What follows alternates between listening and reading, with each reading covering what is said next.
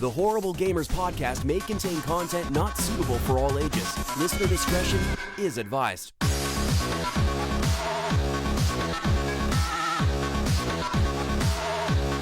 Welcome, ladies and gentlemen, to Horrible Gamers podcast.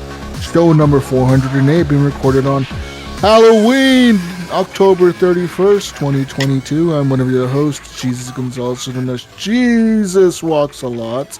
And today I'm joined by my friend from the creepy West Coast, the best coast, GunnyCheif and Nypron is here. Welcome back, Henley! Welcome!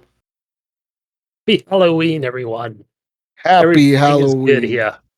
Yeah! And from Spooky, Ohio, the Mayo is back. Welcome back, Steve Willier. Welcome. Hey, Jesus. How's it going? It's only spooky in Ohio when people are out there walking by my place and they hear Evan screams. They kind of look at the place weird every once in a while. But it's the right time of year for it, so I figured, you know what? If he's howling or yelling, I don't care so much because it fits. So it's decoration.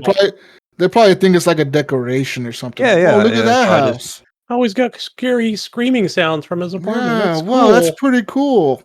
Yeah, I just tell them it's fancy toys I got and stuff, and they know we're all sounds into technology over really here. Really realistic. It sounds really real, but it's like no, man. It's just I got it on Amazon.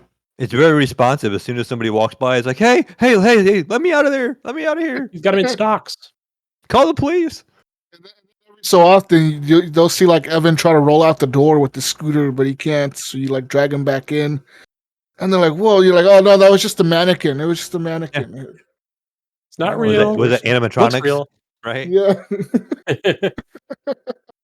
Anyways, welcome back, Mayo. Welcome. Yeah, glad to be back. And also from the West Coast, the Best Coast, special guest host, Nypron from Twitch is here. Welcome, Nypron. Welcome. Yo, what's up, guys? How you guys doing? Good to be here. Good. Happy Halloween.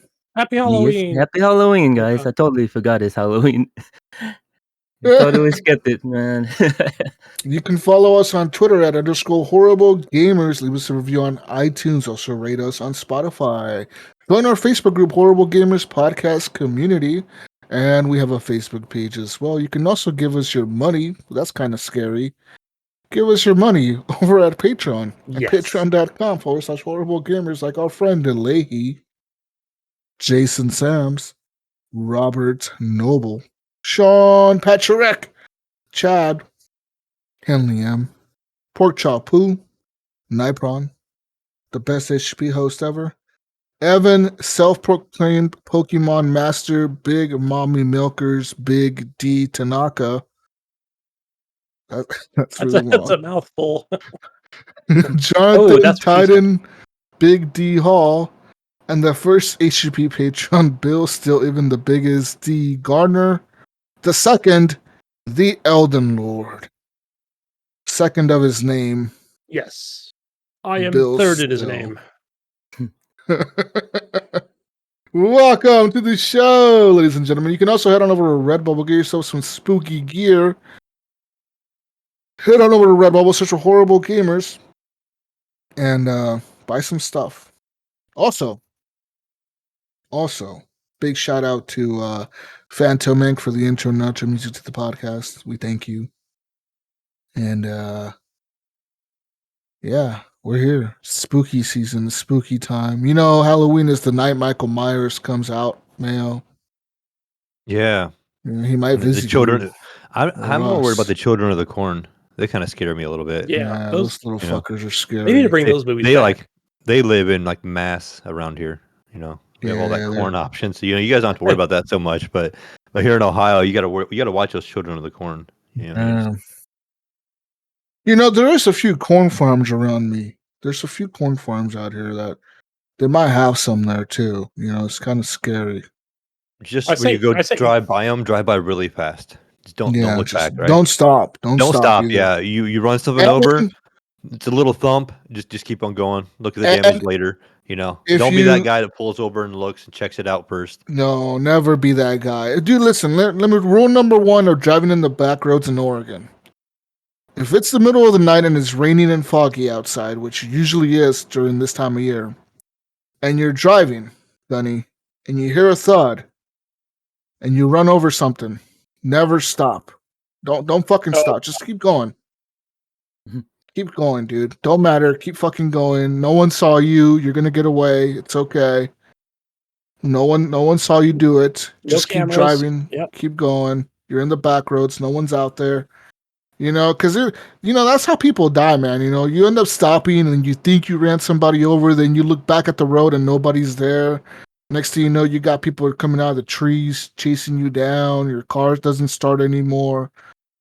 It's all fucked, Mayo. So don't do that. Don't be that guy. Gotcha. Okay, don't, especially this time of year. Don't be that guy. Well, I'm in the Camaro. It's I don't have no time to stop anyways. I'll be going too quick. Just keep going. Yeah, I can't get time to stop. Yeah. You know what? Yeah.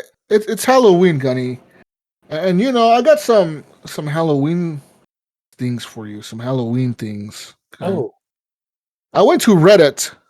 Okay, I went to Reddit. The source of all. And I started the truth. Started scouring the Reddits for the scariest experiences people had in gaming while they were gaming or whatever, like some of the scariest, horrifying experiences they ever had in a video game. And this one kind of caught my attention,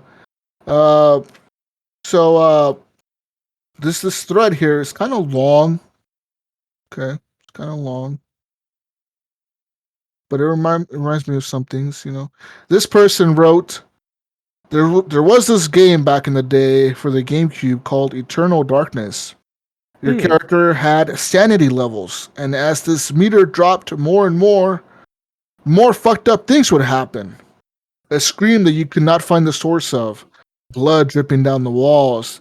An enemy will attack you out of nowhere and then disappear as you realize it was a hallucination. The thing is, some of these things that happened were outside of normal gameplay. At times, it would look like you were turning down the volume on your TV, or you were even changing the channel on your television. Or like it would look like your game became unplugged. Because, back then, when back in the GameCube days, we had those little red, yellow, and like white TV connectors or whatever. And you usually had to have it like on a certain channel or on an input channel or whatever. Auxiliary, wasn't it? Like you had to be on the auxiliary. Yeah. Well, the game would make it look like you changed the channel to a different channel. It would be like, channel 3 or video 4. lost. Yeah, you changed your channel 4 or something. And apparently, another thing that the game would do, which was apparently the most horrifying for this player, was the game, at a certain point, the game made it look like you went over to your memory card save slot, and you started to erase all your memories, like all your save files. Oh, man. That would wake you up real quick, wouldn't it? Yeah. What's going on? No. Yeah. So the game apparently, it would do some shit like that. That's kind of cool to think of, like how back in the day, like they had this video game, that would do that. I never played Eternal Darkness, but I remember hearing about this sounds before. cool. I see never it played it on the Xbox, like for sale or something periodically. Probably just recently because it is Halloween. Probably like a backwards compatible title. Yeah, another person said they were playing that same game at nighttime one night, and it was actually thunderstorms outside, and it was raining and cloudy and thunderstorming and windy. And he said that the game did that thing where it made it look like the game was unplugged from the TV. So he naturally thought his cat walked over the cable or something behind the TV, So he was like, fuck. So he went to go fix it, and to his surprise, he goes to check the wires. And the wires are all there, Gunny. They're all plugged in. But he said when that happened, that loud scream came out of nowhere from the game. Like it just like a loud scream occurred. He said he hit his head really hard on the fucking cabinet, trying to get back up or whatever. He hit his head, and yeah. Damn, that would be scary, especially if you're alone.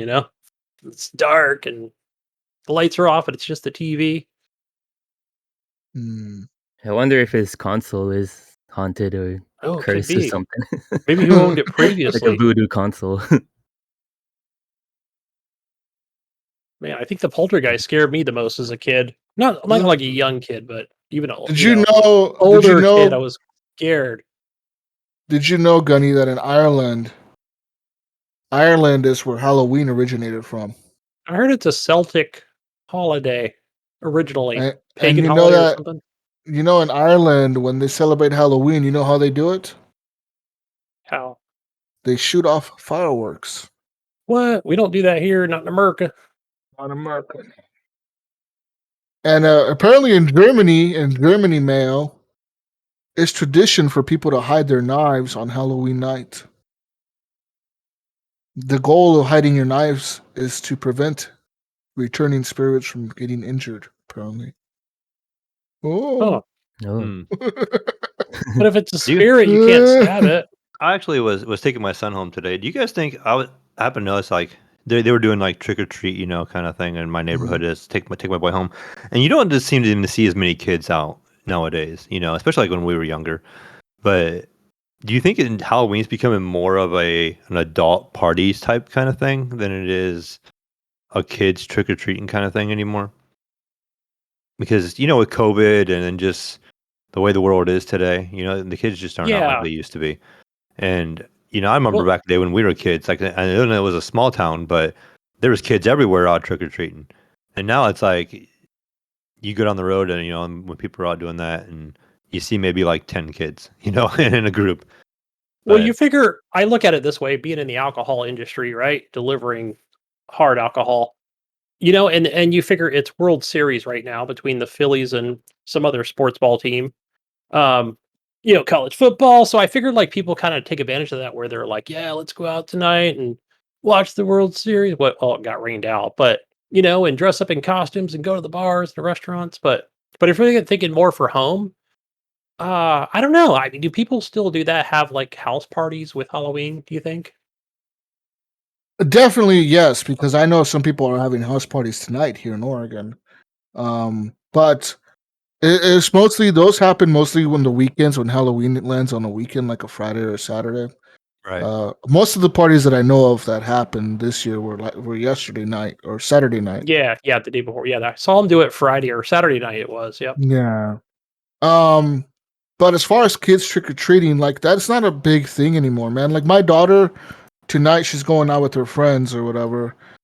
And yes, they're going house to house, but also like downtown here in my town, the downtown will kind of shut down. They shut down the roads, and all the businesses that are downtown, like all the little mom and pop shops and shit, they all hand out candy. All of them, they all just hand out candies and shit to kids. So everyone kind of hits that part of town first, and then from there you kind of spread out to different areas of town or whatever. And but yeah, people still do trick or treat here. It's just not nearly as much as when we were kids, man. When I was a kid, dude, we'd fucking go for like hours, man. We'd be like, Yeah. I don't know how our parents let us do this shit, man, but my parents would let me go out from like, I don't know, from like 5 or 6 to like fucking, I'd be out there till like 11:30 at night, dude. Yeah, knocking on doors. You son of a bitch! It's 11:30. Right. It was like late Jesus as fuck. Jesus was the guy out there like stealing candy from the other kids. He was there like Yeah. pushing kids over. No and more- taking the candy. Nobody's answering the no. door anymore. I'm taking your candy. No, and then I would always hit up the houses that had like the candy bowls or whatever, like the lazy. He's the guy, or he's the guy that goes back twice. He's like, okay, definitely. I've been gone for like an hour. I'm gonna go hit this block again. Definitely would hit up places twice, especially places that give out like cool shit. Like the big candy bars. Like fuck yeah, I'm gonna hit that house twice. That guy has the big Hershey bars or whatever. Like hell yeah, let's go there twice. One time a guy. I always remember this. It was so random. One time a guy ran out of candy. He didn't know what to give us, so he ended up giving us like sodas, a bunch of soda cans, like fucking Pepsi and Coke and shit. He just started giving us sodas. He's like, "Here you go, kids." Giving us a bunch of sodas and shit. It was kind of cool. Yep. I remember most of the candies that they give away here, because I'm from San Diego and I live next to Mexico, and so like a lot of our candies are Mexican candies. And they're so good. Like I look forward to eating Mexican candy more than chocolate and stuff like that. You guys should try the Mexican candy. It's really good. You figure where I live at Nypron, I mean, in California, of course, so I do see a lot of that, like, especially where I love those when I can go up to the counter and I'll buy like the little Mexican candies, 2 of these, 2 of those, 3 of those, hell yeah, I'll take them. Yeah. Full of tamarinds and salt. When I go to very parties, salty. Mexican parties, Yeah. I'll stock up on them. You like Mexican candy, Jesus? Of course, I'm fucking Mexican. I was waiting for a no. Like, I fucking grew up with that shit, man. Like, the little Mexican, the mango pops. You ever had those? Like, they're like little, they're shaped like a mango, and they have like spicy shit on them. Or there's also one that's shaped like a corn on the cob or whatever. Is yellow, but it has like the red spicy shit on it. Or there's like the tamarindo. Those are pretty popular. They make different variations than tamarindo, but man, those are good.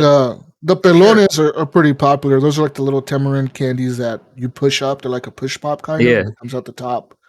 I got like a whole box of those. the pelones are pretty good. What else? There's a lot of Mexican candies that are really good. The ones that I do not like are the coconut ones. I just don't like coconut. I don't like the flavor of coconut. I like the smell of coconut, but I don't like the flavor of it or the texture of it. Like, every time I ever had it on something, I fucking hate the way it feels. I like the one else, but I hate the way it tastes. My favorite Mexican candy? I don't know the name of it, but basically it's like a small round thing where you open up the package and it just turns into powder.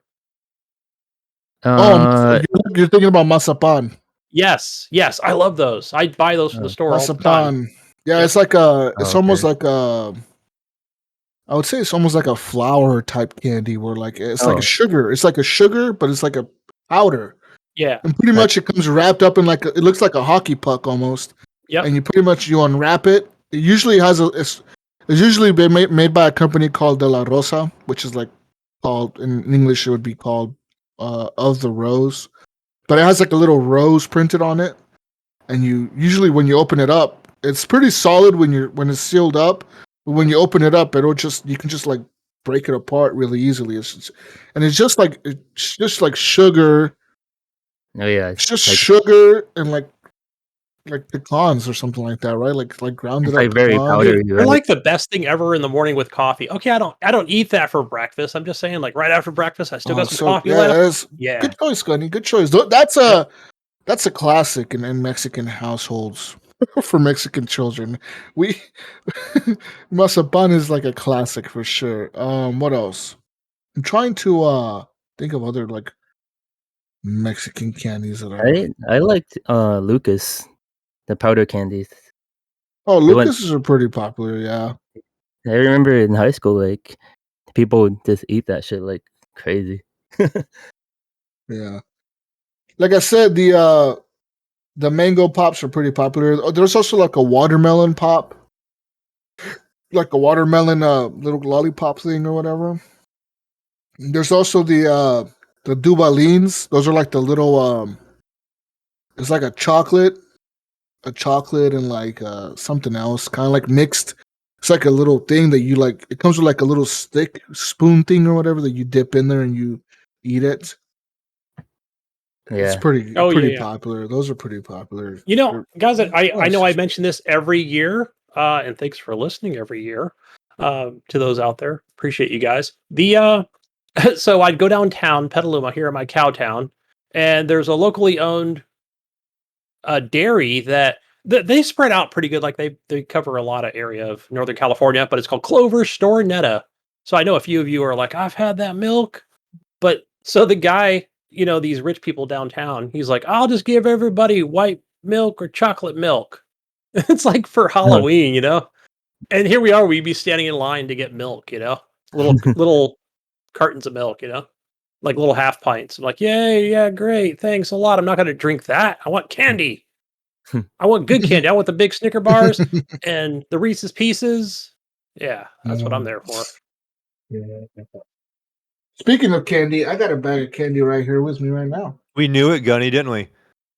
Gunny I got the big bag of Reese's Pieces. Jesus like, oh guys, I'm gonna be late tonight. I have to work. And Gunny's like, no, Jesus is out trick or treating. Fired up, man. He's out getting candy right now. And look, he's got a whole backpack full, guys. Oh no! Listen, so my work had a competition, right? They had like this milk jug, and they filled it up with candy corns. You know, like the candy corn candy. Oh, and they said, guess how many candy corns are in here? And me trolling one of my coworkers, me and this other guy were trolling one of my coworkers, and he wrote like 1400 or something. So I wrote 1415. So then he wrote like 1414, and the other guy wrote like 1416. And it turns out I got like third place because of that, and they got like first and second or whatever. Oh, but close. yeah, we were just kind of trolling or whatever. But that was a pretty close guess of mine. But yeah, I got a whole bag of candy right here. I got a water bottle. I got a journal, some fucking backpack that I won. I don't know, man. It was just a bunch of random shit they gave me. They gave me a gift card as well. But the coolest thing about it was I got a bunch of candy, bro. Oh, nice. Candy corn's good. Look, I got myself a big motherfucking Hershey's cookies and cream. That fucker's big. It's the size of my head. That's how big it is. It's the size of my fucking head, bro. But yeah, you know, I didn't know that that Haribo, the gummy bear company, I didn't know they made like sour gummy bears and like, but like not with the ones that are covered in sugar though. These are just like regular looking gummies that are like sour, and like these are called vampire bats or something. They're like shaped like bats. But yeah, they make like random shit. I didn't know that. Hashtag I didn't know. Sweet sugary goods on Halloween. Halloween. Halloween. So yeah, I mean Halloween, man. Scary time of year. Scariest. Scary world we live in. Scariest time of the year ever. But yeah, man. I mean, as a kid, I loved Halloween. I still like Halloween as an adult, but I mean, as a kid, I fucking loved that shit. I used to love dressing up and going out and just being out there for, like I said, for hours, man. Like literally, my family, my uncle, my aunts, where we would go trick or treating. They lived like in this big community, like in Vegas. It's like I would say it's almost like a gated community, like fucking place or whatever. But it was huge, man, like big as fuck. So we would literally just go to that whole entire area trick or treating for fucking hours, dude. Hours. And then sometimes we would come back home, and then they would take us to like another neighborhood in Vegas, like a random neighborhood. And they were, get the fuck out the car, and we'll meet you 3 blocks down that way. Yeah. You know? Like that I did that when my kid was 11, 12. Yeah. We got to go to this neighborhood. They got money. That means good candy. Yeah, the good candy. Yeah, here in town, here in town, that neighborhood is called the Greens. That's what that community is called here in town. That is such a white people name of a You go there though, bro. You go there though. All the rich motherfuckers live there. They live like right next to a golf course, right? And they like legit this entire block in that neighborhood or whatever, in that community, this entire block, the whole block, every single fucking house, they all shut down the street, so they block off the entrance to the road. It's like a cul-de-sac, like a big one though. It's like a long road, and then it ends in a cul-de-sac. They block the entrance to the road with like a bunch of cones and shit, and every house has different decorations for Halloween, like different style things. Like some will do like a haunted house, some will do like whatever, you know, like different shit. But they all like have like a huge block party. They'll have like a fucking DJ there playing music, fucking candy galore everywhere. And also they do the same shit for Christmas. They all like, every house like has like a Christmas light fucking display that's like thousands of dollars or some shit. It's crazy. I don't know if it's part of like the HOA or something, like a part of the rules they have to do this shit or something, but they do it. You must decorate. You must decorate for Halloween. Just have to Just one last quick thing on the Halloween thing before we talk about games or whatever. But do you guys see on the news, like it was like maybe like 2 weeks ago, where there's I think it was went viral, like somebody stole one of those giant skeletons. Was it like, what are they, like 12 foot tall?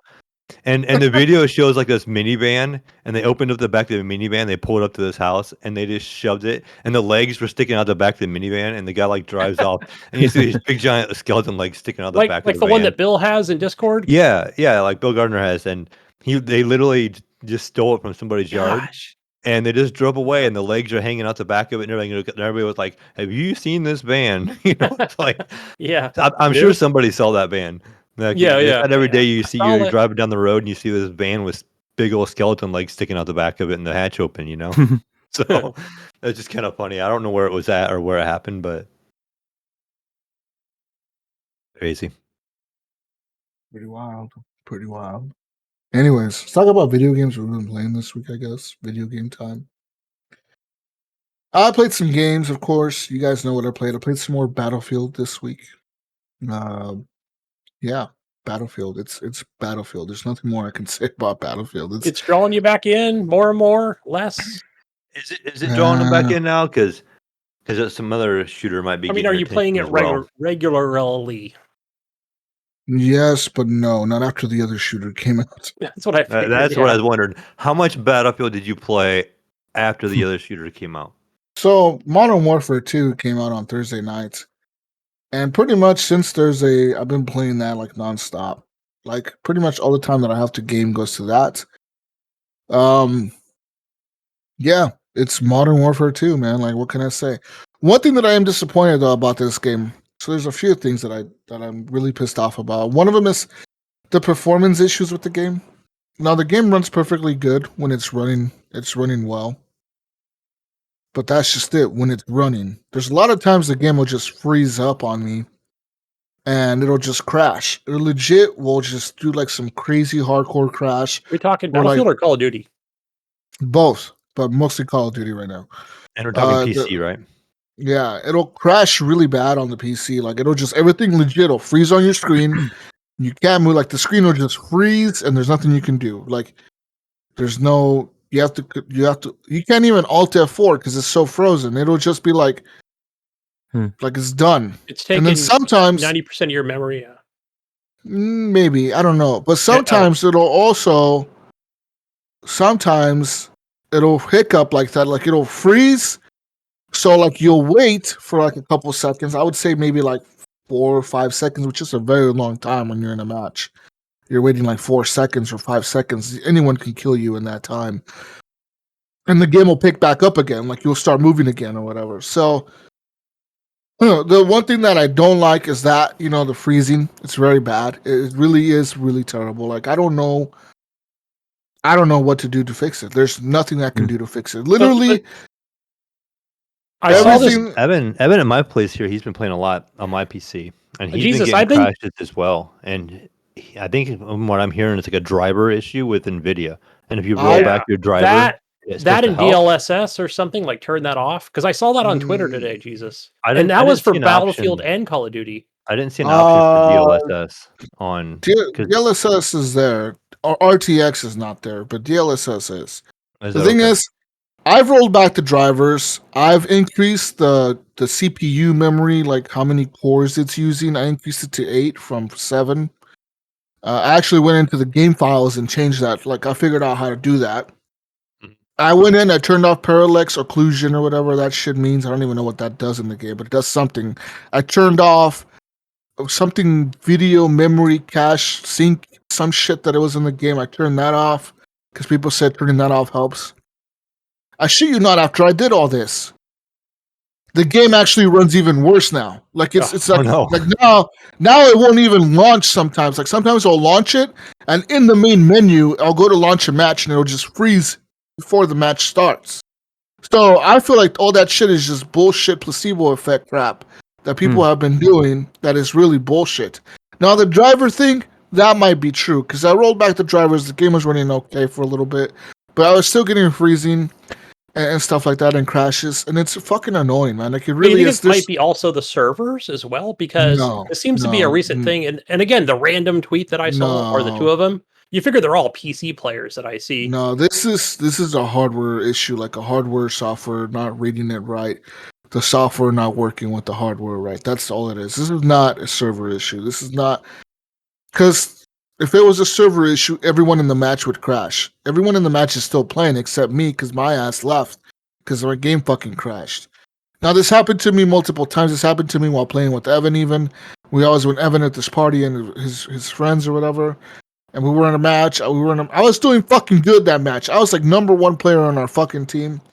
And we crash. And I just like, you know what? I give up. I'm like, I don't want to join again. I'm just going to give up. Very, very frustrating, and I don't know what to do. Like I said, I've tried everything. Now, the next thing that I might try, the last thing that I might try, is I might go into the Steam settings and launch the game under DX11 instead of DX12. The game by default will launch on DX12. Now, you can launch it on DX10, DX11, or DX12 or whatever. There's like 4 different versions of it or whatever that you can launch it under, but you have to go into the system settings under Steam and select like launch protocols or something like that and create like a launch protocol for it. So I'm gonna have to do that. But I'm fucking like pissed off right now that that's happening to me. And it's happened to me at times where like I was on a kill streak, like I was on a roll, man. Like I was gonna get kill streaks, I'm fucking doing good. And like boom, the game would just freeze. It's like, fuck, man. Like, and there's also been times where it doesn't freeze, but it does that hiccup thing where like the game will freeze for like, I don't know, I want to say maybe 4 seconds. The screen will just freeze. And then Call of Duty time. Someone runs around the corner and kills me and fucks me up. And then the game will start back up again. And then I'm like, oh, now you're dead. Like, oh, ha, motherfucker. Here's the kill cam of you standing there looking at the wall. And here's this guy that came up behind you and executed you or whatever. It's like, what the fuck, dude? And yeah, so yesterday it pissed me off. It really pissed me off. Like, I was mad. I was like, you know what? Fuck this game. Fucking piece of shit. I'm fucking done with you. I got mad, so I went to Battlefield. And Battlefield, I launched the game. First thing the game does, freeze on launch. Like, loading into the match, you could hear the audio of the match. Like, you can hear the gunshots and the planes, and the people talk. Objective Alpha has been lost. Objective Bravo is. I remember that from former Battlefield games. It's loading. The fucking loading screen froze, and I'm like, okay, maybe my PC is getting too hot or something. I'm looking at it, and I'm like, maybe it's like I need to like open it up and like thermal paste that motherfucker or something. I don't know. And then next, the game's just frozen. And I'm like, fuck. I'm like, okay, Jesus, we have feedback here, Jesus. I figured I'd just interject this right now. This might help, it may not. So this is from They Call Me I Am's Fuller.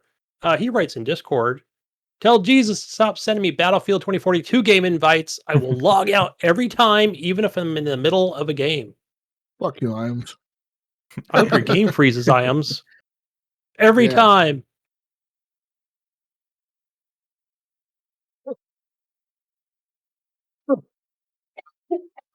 Damn, Iams. Battlefield. Yeah, I think both games. Shock over there. He doesn't know what to say. He's eating his Mexican candy, choking on that. But I know I saw that today. And I thought some candy over here. Fuck. I thought that's weird that it's both games right now because they're like, yeah, Call of Duty's atrocious. It's not working, and you got to quit out of the client altogether. And I was like, what? Somebody DDoS in both games? What's happening right now? It's not a server issue. Battlefield is neither of them are server issue. They're both hardware, software issues. EA says they're aware of the shit in Battlefield. Now, the thing about Battlefield, though, is the Battlefield doesn't occur to me as often. Like, literally, it happened to me yesterday, and it happened to me maybe, like, twice in the last month. Call of Duty, it's like at least every hour or 2 hours, like, something will happen. Now, the other thing that happened to me in the game was everything in the game kind of went, like, rainbow color. So, like, the match started and everything, like, it loaded up, right? Everything was fine. It loaded up correctly. But, like, half of my screen on my monitor was, like, rainbow color, distorted, like, rainbow-looking color shit. And the other was normal. But every time I moved my character, it would, like, everything that the screen moved with, like, the fucking rainbow color would just turn everything into rainbow color. Like, everything was changing into rainbow color. And when I turned back around, everything was rainbow color. It's just like, I don't know what the fuck was going on. Next thing you know, the game crashed bad, and it was like, whoa, what the fuck happened? And I don't know what that rainbow color shit was about. But I mean, I've had a game before, like, I've actually had time I had just weird effects. It was like all rainbowy and it was all pixelated, like the games were looking bad. And actually, my power supply was actually going bad. It took me forever to figure that out. Like, I had to mess with different things. And eventually one time I was like, you know what, I'm going to try some different, like, I can't remember if it was just the cables or if it was the actual power supply. I think I switched power supplies and the game was fine after that. It was like the GPU wasn't getting enough power and it was literally like messing up the graphics, and so it was like having an issue. It was weird, but not saying that's the case, but it was just kind of unique. You know, I'm like, oh, I've never seen anything do like that before, so I know that pain. Yeah. Anyways, yeah, besides the issues, Call of Duty is a fucking blast. I love the game, besides the issues. I remember on the weekend you messaged me, Jesus, that I should play Call of Duty. I was thinking about it, and I was like, is my PC ready to handle this? You know, I'm sure if I'm ready to dump $70 on this game. It's quite a lot, so I think maybe I'll wait till everything gets optimized. And then I'll probably think about dumping $70 in Call of Duty. Because right now I have a 1660 GTX. So I heard that this game is very well optimized compared to the first one. So, yeah, I'll think about getting it.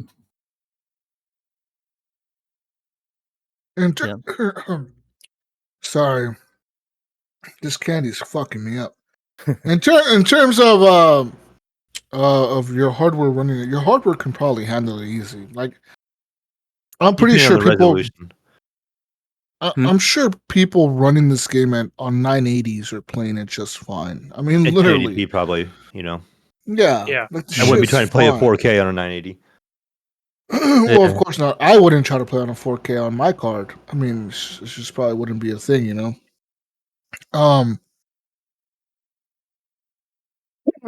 But one thing about the price, it's like, yeah, I guess you can wait, but the game is never going to go down in price. Yeah. I mean, it's Call of Duty. Yeah, not for a while, right? Not for a while. It's not an Ubisoft At game, least a Nypron, couple right? years. I'd say at least a year and a half. Yeah, I saw Cold War. That game is still like $60. It never went down. It's they crazy. never go down. Call of Duty. You can probably look at the old ones, and they're probably still full price. I mean, you're probably going to see this Nypron, where you're going to see something on probably in December, right, for like some kind of holiday thing, $10 off, right? So you'll get it for $59 versus the $69. Yeah.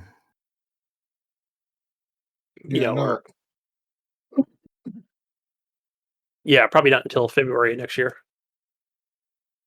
Anyways, yeah, so I really like the game. I just love the fucking gameplay, man. It's so good. Like, when the game actually works and it's not crashing on me or whatever, like, it's so much fun, man. It is Modern Warfare 2019 with a little bit of enhancements to it. The new gunsmith is kind of interesting with the way the platforms are now, like the weapon platforms that you unlock things, and like the M4 can also, it's like a brother gun or a sister gun to the M16. It's under the same platform, but then the Icarus under the like the battle rifle, that's the same thing. Like, it's under the M4 class, and then the SMG, it's under the M4 class as well. Like, it's all different rifles, different styles of rifles, but they all are tied to the M4 class, and the attachments are all interchangeable in between them. But to unlock each attachment, you have to play with each different type of gun. So to unlock all the attachments for that certain style of weapon, you'd have to play with the M4, the M16, the Icarus, the other one, I forget what the other one is called. Same thing applies to like the other, but because there's other platforms. There's the M4 platform. There's the like the Russian SMG platform. I forget what that one's called. And there's another, like, there's like a bunch of them, like 4 or 5 of them. And then there's also like the sniper rifle platforms. For the sniper rifles, now each gun can reach level 20. And level 20 is the max level for that gun. But like I said, to unlock the attachments for all the guns and have them interchangeable between each other, you have to pretty much level up every gun to level 20 to have all the attachments, you know, for everything, you know. So it's kind of like right now, I did the M4. I got the M4 to level 20. Of course, that was like the first gun I used because I got like the Vault Edition. So it gave me like all the attachments for it already. But like I got like some kind of skin for it or some shit. So I'll use that gun the most. And then when Evan told me how it works, I ended up switching over to the M16. And now I've been using the M16. Now, at first, it kind of sucked because going from the M4 to the M16, you're going from like a fully automatic rifle to like a fucking burst fire rifle. And now it's kind of like a big change in the dynamic of gameplay. Like, you really have to time your shots. You have to really kind of lead your shots sometimes, or you got to like land headshots. That's the key to it. You know, you have to really be precise with your shots because you're only doing burst fire. And when you run into a room with like 5 enemies, if you miss any shots with that M16, you're dead. Like, it's no chance. You know, if they have automatic rifles and you got this burst fire, they're gonna kill you. But other than that, the game's a lot of fun. I really am enjoying it, and I love like some of the fucking weapons are really cool. Like the drill charge grenade is really fucking cool. And I've actually learned how to use that a lot better, like recently. Because the drill charge, I don't know if you guys know what it is, but it's pretty much like a grenade. You throw it, and you can throw it anywhere. You can throw it on the roof. You can throw it at a wall, any type of wall, and it'll stick to the wall, and it'll like drill into the wall, and it'll shoot a grenade into the room of whatever the wall is next to. So, like, if somebody's almost like a Rainbow Six Siege. Exactly, thing, right? Yeah, like the Rainbow Six Siege grenade or whatever. Like, yeah, it's exactly that. You throw it against the wall and it'll drill in and it'll boom, shoot a grenade in there and it'll kill whoever's in there. And like that thing, when you use it correctly, can be really fucking cool and really effective and really helpful. Because I've seen some people use it in unique ways, like to kill me. You know, I'm like, how the fuck did that grenade get in there? And I see it, and I'm like, oh, they used the drill charge grenade. I'm like, that's pretty cool. Like, I would have never thought of that, you know? So that was kind of cool. Some of the abilities are pretty cool as well. The portable radar is kind of handy. The suppression mine, it's like this mine. You get it as one of your abilities, you know, because you have abilities in the game that, like, you know, somewhere like put down a shield, throw a portable radar, use a recon drone. One of them is called the suppression mine, and this is like a little thing, a device you kind of throw. You can put it on the ground, on a wall, on the ceiling. It doesn't matter where you put it. But like every few seconds, it'll like pulse out like this. I don't know. It's like a sound or something. But the sound will slow down enemies and it'll distort their vision. So like if somebody's running by it, and that thing goes off, it'll distort their vision. It'll slow them down. So it's almost like a flashbang, whatever, but it slows them down a lot. You know, it'll fuck them up. And if you put this in the right spot, like in a room or like in a hallway where people you know are gonna come down this hallway, it could be a good tool to use to really like make the enemies like kind of throw them off, you know.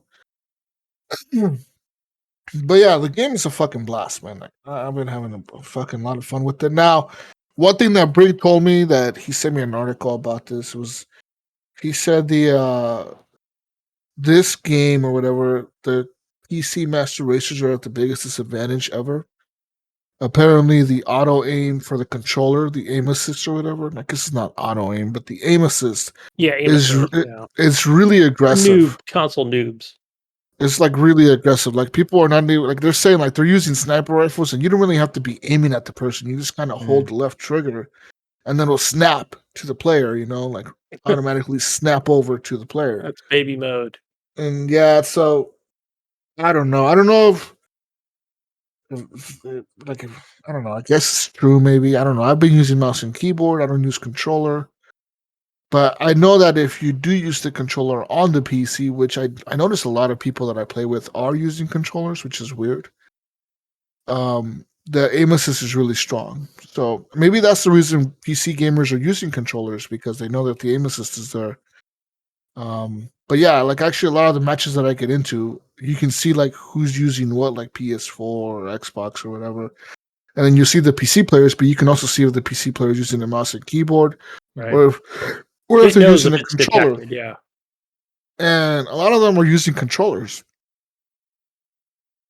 So yeah. Other than that, man, like I really haven't played much else. I played a little bit of Diplomacy. Is not an option. Now, just like Cult of the Lamb, this added a Halloween event. The Halloween event and diplomacy is not an option. This is an early access game on Steam. I spoke about it before. It's the one where you like build a castle and you're building like a little kingdom and you gotta defend the waves.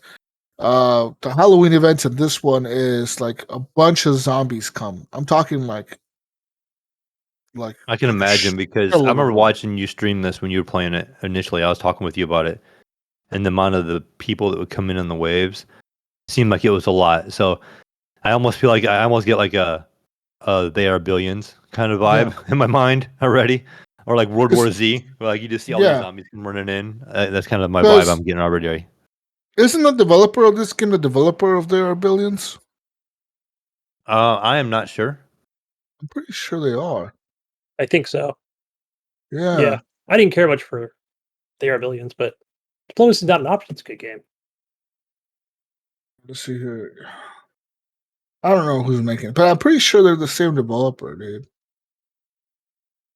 Because they talk about the other game a lot in their patch notes. They talk about They Are Billions in their patch notes. So maybe they're not. Maybe they're just affiliated. Or maybe they like the other game. Maybe it's an inspiration. I don't fucking know.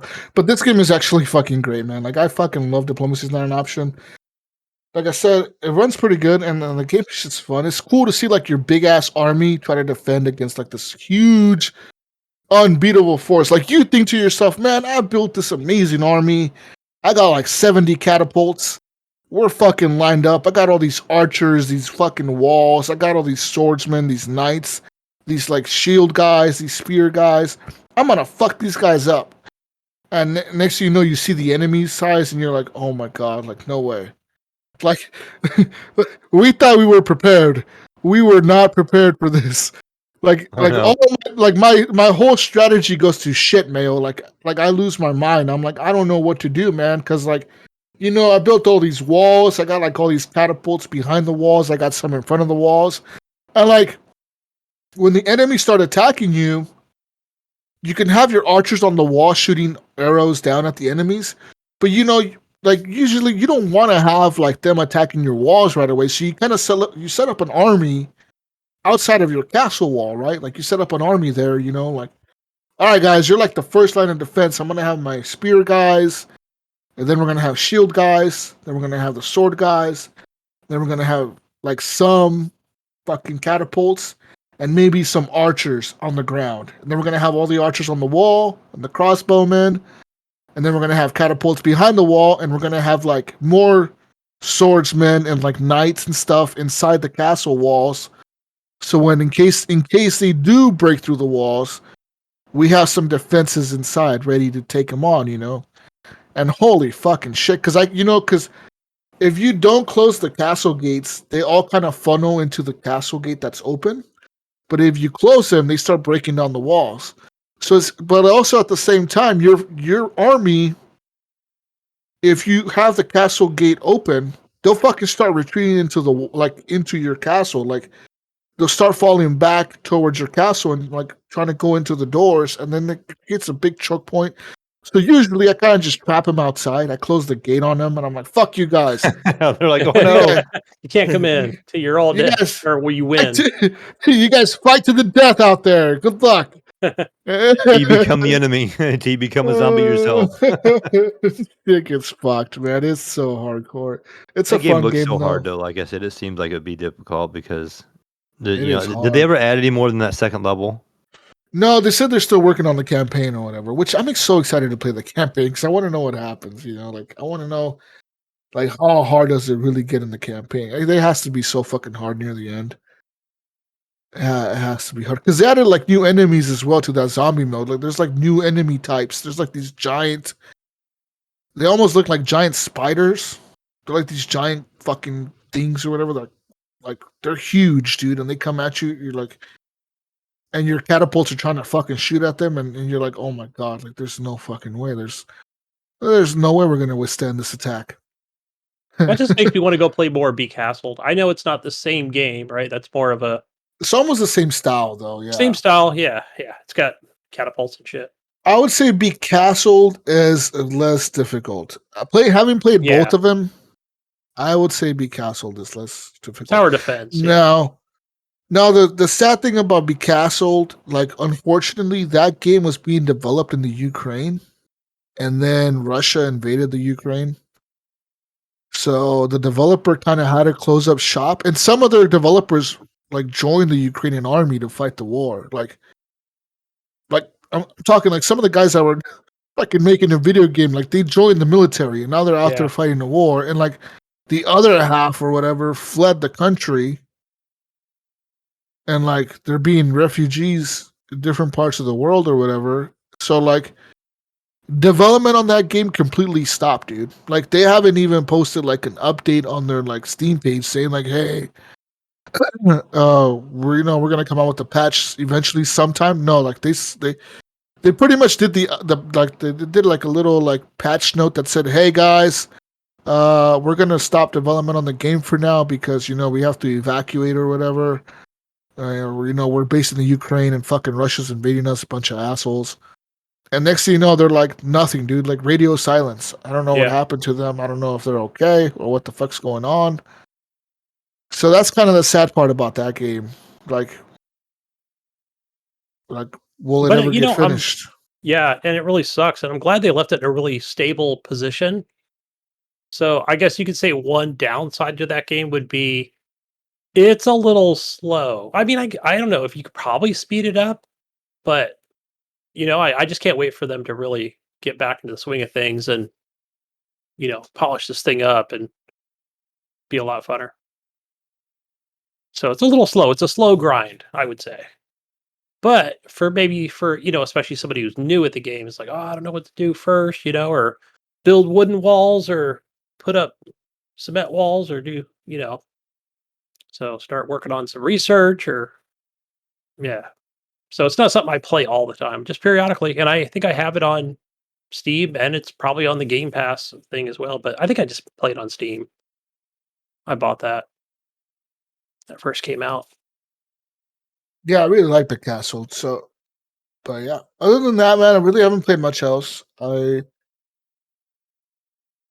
just want to play Call of Duty, but it doesn't fucking work sometimes, and it's so I thought it was a frustrating. joke. Jesus, I swear to God, when I was looking at that on Twitter, I was like, "What are they talking about? These Call of Duty haters." But No, man, it's true. Yeah, and you know what's also what they say is the major thing causing the crashes? Partying up with your friends. That's something I remember Evan saying he was having an issue with. He was complaining about the partying up. Like something about having to leave the group. Like you guys have to kind of like leave the group and then all kind of get back together every time or something like that. Because the matchmaking will stop working sometimes. Sometimes like that'll cause the freezing in your game. But one of the major problems with when you're partied up, Mayo, is if like the party host tries to join a match, it'll just say connecting. It won't like actually search for a match. It'll just say connecting. So what has to happen there? Somebody has to leave the game, re-invite everybody to that game, and then start a new search. Oh. And that'll fix that. Like I learned how to work around that. But I mean, like, yeah, this game is having a lot of day one, like, launch day issues. But hey, it's Call of Duty and it's Activision, and this is like their moneymaker, man. Yeah. That's their cash king. Besides So King Games, guaranteed, this game will get patched, like either this week, right, or like next week. Like it's gonna get a patch. It's gonna get fixed. Like I have no doubt in my mind it's gonna get fixed. EA takes a fucking year to fix Battlefield. Call of Duty will take a week. Like that's how fast these guys are about fixing their game. Like there's no doubt in my mind whatsoever they're gonna fix this game right away. Like it's like I said, it's Call of Duty. It's their cash cow. It's like literally probably the biggest game of the year, and they're gonna fucking fix it. And also, they gotta get it fixed because Warzone 2.0 is coming out. If you have these crashing issues in Warzone, people are gonna get fucking pissed. That might be delayed a week or two if they continue to have these crashes. But yeah, other than that, that's it, man. So, what have you guys been playing? I haven't played a ton. You guys had on it last week. I did my little my Camaro road trip excursion kind of thing. out there playing around in the mountains and all that kind of fun stuff. But when I got back, I ended up buying a GoPro. I'm like, I want to mess with some video and get some footage of this kind of stuff. It's kind of fun to see. And so I ended up buying an extra hard drive for my computer as well, because them files are big. Is that the GoPro is recording at 4K 60 frames, Jesus. And one time I had it doing 4K 120. It does have the option to do 5K, but I was like, you know what, the 4K is gonna be good enough, because really, who's gonna use 5K? You know, if I put it out there anywhere. But so then I put that new hard drive in, and for a minute there, I thought I broke my computer. Like, you know, like how the M.2s go in our computers, right, Jesus? Well, the one I'm putting in is right behind my graphics card, so it's a have to pull my computer apart. This is one of my 45 times if I had a new 4080 or 4090. Don't had to blow it up. Pull the graphics card out, and mine has built-in covers over the M.2 slot, so I get this little screwdriver out and I take those off, and I go to the M.2 slot, and anybody knows computers, like, those things have like the smallest screw ever that holds them down, because they kind of stick up, and you got to have like a little screw that kind of holds them down, and it is like the tiniest thing ever. Well, I didn't have one in the motherboard in the existing slots, and and it did not come with one. So I'm like, well, crap, what am I going to do, And so I ended up finding a little screw that worked, but it was difficult to get it in there and getting it back together. But then one time I dropped a little screw like in the back of the computer, in the back where all the wiring's at, and I couldn't, like, oh man, I'm never going to find this thing. And so I ended up having to replace that, and it's just laying back there in the back. But I'm like, oh man, my poor computer. But I got it all going, and so I started doing this a little bit of spending some time this back half of the week, just trying to learn how to do some video editing, some of this GoPro footage and stuff from the Camaro trip, and just something new to kind of like educate myself on, I guess, doing some video and mess around with that. But it put me in a car mood. So then I ended up going back to the living room, and I played Forza Horizon 5. And I was kind of surprised. I got back into that, and I was not aware that they were doing a 10th anniversary update. Oh yeah, I haven't played it since then.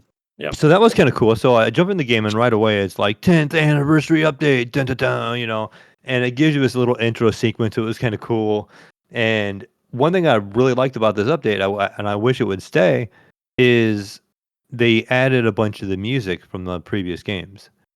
Because I do not like the music in this newer one. I just don't really feel it. It doesn't feel as good as the last couple. And so it has a lot of the playlists and like that. I think maybe the same DJ. So from some of the older games. So like you get different, and it's on different stations and stuff too. So that was a really cool little bonus. That, like, I was already in that kind of mood. We want to jump back in and play in this kind of game. But to have some of the older music that I liked on Forza Horizon 3 and 4 was nice, just getting that, getting to cruise around, listen to some tunes on there that I did have before. I still think they're kind of missing the boat. I would love to see like a Spotify integration. So I think it was Forza Horizon 3, Gunny, that had that Groove, which was Microsoft's. It was probably 3. Yeah, Horizon 3. And you could basically put your real life playlist in there, and it would play it in game, which was really, really cool. Yeah. Yep.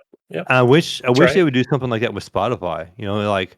Big good opportunity. Maybe either grow Spotify listeners, or just getting something like that in there and having more options for your music would be a really cool option. But that would be good, because a lot of times what happens is, and I talked about this a couple of years ago on the show, where it might have been Forza Horizon 2. Remember, I was uploading videos, right? When I think that was when Xbox One came out, and you were able to do that, right? You could upload clips or whatever. And I was getting my videos taken down because the license had expired on the music. So I don't, and those things do happen, right? We will see those delisted at times, right? Where we'll read those articles. But man, that would be great if you could just do especially like a Spotify integration where, try to delist me now, but. Yeah, unless they do copyrights with that music, and they had to say you wouldn't have permission, to upload something of that music in there or whatever, like YouTube or whatever. Oh, true. Yeah. But yeah, I mean, it was they added a bunch of cars. They brought back some like classic cars, I guess. I haven't really found a whole bunch of that yet, but just for me, just getting the music back and the DJ just kind of made it more enjoyable. And so being again in the mood, like I said, in that twisty turvy kind of racing mood yet, I ended up buying another Camaro in the game and kind of souping it up a little bit. I have one that looks like mine, but I made this one like the opposite. And I just kind of drove that around for a while and unlocked some of the perks for the car, because you get all these perks as you continue to drive it and you get points for that car. You get like a little skill tree for each car, and it gives you like 15% more drifting bonus. Or there's one perk I unlocked. It's like your skill tree or your combo will last longer. You can hit 2 items. Like like every once in a while you hit a car or come to a hard stop, it ends your tree or your chain. Well, this will let it continue on for a second hit until you hit something twice. So like it builds up even better and stuff like that. So little things like that. I know they added some horns and costumes and cars and all that kind of stuff, that goopy stuff, Yeah. But no, some of that stuff I don't really care about. Like I remember I had my Icon 1-4. I had like the chicken suit. My guy was dressed in a chicken suit, so you would see me there. My guy's got his leopard. He's got a leopard, like I want to say it's a dress. He's got a leopard dress with a left prosthetic leg. Nice. So, and it's cool. I was able to get a cool prosthetic leg that actually looks pretty cool. So, but like I said, just playing around the different cars again. The game looks so good. I'm still playing it on my OLED, and I'm playing it 4K. Or no, I'm playing it at 1440 at 120 hertz on the Xbox One X, not the Series X, just a good old One X. That thing is still chiming along. But the one thing I will say, in Jesus, it just drives me nuts about this console is the load times. Yes. This game takes so long to load. I could launch Forza 5 and walk away and probably make food and come back, and the damn thing is still loading. It is painful. Same here, Mayo. That's I was to the point where I almost went and bought a new Xbox for it today. I was like, I'm getting tired of these load screens. This is ridiculous. Like, especially after you win. After you win a race, because I'm playing the exact same way you are. That's why I was like, why is it not here? Oh, it's at my other house on my OLED TV. That's, the game looks obviously beautiful on the Xbox One X, but yeah, like every time I'm like, oh wait, no, Henley, you probably want to get up now because you won the race. It's going to start spinning and it's going to start loading, and yeah, it'll take a minute. Grab your phone or it shows you it shows you your facts, right? It'll say like how many roads you've driven or discovered, and it shows you like how many burnout points you've had and how many races you've won. I think it cycles through all of them like 3 times for me before the game even load in. And I'm like, are you kidding? Like, come on, guys. Really? It's just bad. But I mean, like I said, I'm enjoying it though. I just have to know like those load times are there, But when I'm driving or I'm in the menus, you go through the menus, it takes a minute sometimes. You're like switching cars out or something like that. It takes a minute. You're like, oh man, this thing is slow. So, those big benefit of having those M.2s in these new consoles, the SSDs more like, That's probably to me, that's still the biggest improvement that they could have done. Is those load times, those better hard drives? Because I have to remind myself like that old Xbox probably has your old mechanical style brick hard drive. Right. It's probably the size of an 8-track. Jesus wouldn't know what that is, but Gunny knows what it is. He's like, oh no, hey, that's before my time. My uncle had a 8-track. I had cassette tapes. Bam. But I mean, I had my fill of that for a while. And Jesus, I ended up jumping back over to Evan's PlayStation while he was here, and I actually finished up Ratchet and Clank, the Rift Apart. Finished the campaign in that. It ended really well. I thought it was really fun. I don't remember, did you say you beat this game? Yeah. Okay. So, I just kind of talk about, I don't think it's really a spoiler, just kind of like how it goes. That whole last level is kind of fun when you're fighting this giant robot. And you got shoot the little monitors, and there's all these prisoners that were there, and then they're like escaping, and they're kind of help fighting, and there's all these things going on, and you're switching guns quite a bit because you're running out of ammo, and you're trying to hit, the robot with some bigger weapons and stuff. And I did kind of laugh because those little little I can't remember what they call them, the glove of doom. It throws out those little doom guys. Yeah. So I had a bunch of those, and I threw like 5 of them on the ground. But even though the robot was like, and I don't think it was that robot. I think it was the fight before that, or when he was fighting the Nefarious. Yeah. And when he was flying around, he would come to the land, like on the ground for a second, and I'd have like 50 of those little guys just run after him and start hitting him, and he would take off. It was so funny to watch, like because he would just every time he would try to land for a second, all those things would like swarm on him like zombies on diplomacy's not an option. It was just funny, like you just see this little army of them running around the ground the whole entire time as he was flying around trying to get to him, and then he would come down low, and they would just all start hitting on him, and he'd take back off. But I finished it, and it showed some sequences at the end, and and I'm sure it would have way more effect if you were a Ratchet and Clank fan or played the other Ratchet and Clanks, which I have not. It was showing the different characters and stuff like that, and I'm just like, okay, I really don't know much about these guys. The one guy that was like the superhero, and there's like a pirate kind of guy, and all those characters really didn't know a whole lot about. But it was a good game. The shooting feels so good. I really like the way the controller feels in that. And I was thinking about this the other day. I was messing around with my Xbox, and I really don't feel like the triggers when I was playing Forza feel as good as the PlayStation triggers. And I was kind of wishing that they felt more like the PlayStation one for Forza for a racing game. I think to be kind of dope. Like you get that second trigger push where you can kind of control your throttle a little bit maybe on the car with those triggers. And I feel like maybe the Elite controller has something like that. I don't know, but I just have the regular color shift blue one Xbox, the new controller, and it just I don't know. It just felt kind of flat in comparison after using that PlayStation controller on Ratchet and Clank, because you just had that second pull, and then just the vibration of each shot you felt really nice in that controller. Like you just felt the vibration from each single fire when you were firing in Ratchet and Clank, and I just feel like you could implement something like that better in a racing game than what Microsoft did. And I don't know if you have any input on that, but do the Elite controllers have better feedback in the triggers? Are they the same? In terms of feedback, no, they're the same. I mean, It's the same as the other ones. The only difference between the Elite controller and the regular controller is you can shorten the pull. Yeah. That's really the main difference. Yeah. Okay. Yeah, I just thought that was really nice. I was man, this would be nice if Microsoft would do something like that, because it just, I don't know, it just feels so much better. And I like the Xbox controller over the PlayStation controller. If they added haptic feedback, man, haptic feedback is a thing I think they're going to add. I think whenever the Elite 3 comes out, they're going to add haptic feedback. I would think, right? They would just call it something else. Yeah. Look, we got it too. Xbox feedback. It's noticeable. Like I noticed right away, and I missed it as soon as I was playing the Xbox and the racing game after I beat Ratchet and Clank. I'm like, man, this just feels so like cheap almost to me. Like the trigger just felt unresponsive. I'm like, it's just like a spring-loaded squeeze. And the PlayStation one had the resistance, and I'm like, wow, this is because the resistance, like the thing about the PlayStation, when people are like, well, what about the resistance? Sounds stupid. But what you don't understand if you've never played with the PS5 is that the resistance is based on like whatever you're actually doing in that moment in the game.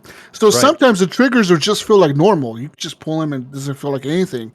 But then sometimes you'll be driving a car and you can feel the resistance. You can feel like you're like it's almost like you're pressing down on the gas pedal, but as you're pulling the trigger, you can feel the resistance of that. It's like the same thing when you're like shooting a gun. You can feel the clicks of the gun. Yeah, you feel each individual click of the fire. And then when it's out of ammo, it'll lock up, or sometimes it'll just be like nothing. You're like, what the fuck? You're like, oh, I'm out of ammo. Like, it sounds stupid as fuck, but it's like super innovative. And I think that the PS5 controller is leagues ahead of what the Xbox did with their controller. Like, it really is. Honestly, I think the PS5 controller is the better gaming controller. Now, if Xbox can somehow steal that idea from PlayStation, which I'm sure they will, they should implement that into their new Elite controllers or something, and be like, hey, look, we're bringing this haptic feedback. What would Microsoft call it? What would Microsoft call it? Jesus, they'd call it like Xbox Rumble Pack 5. What? Feedback. Rumble Pack. The Rumble. No, that's a little old school. It'd be that reminds me of Nintendo when I hear Rumble Pack. That'd be funny. Because Nintendo would fucking sue the shit out of them. They'd probably call it, I don't know, man, some I don't know. The Vibe controller. Haptic. They call it haptic feedback. They call it like, yeah, you're right. Feedback. X-Force feedback. X-Force feedback. Yeah.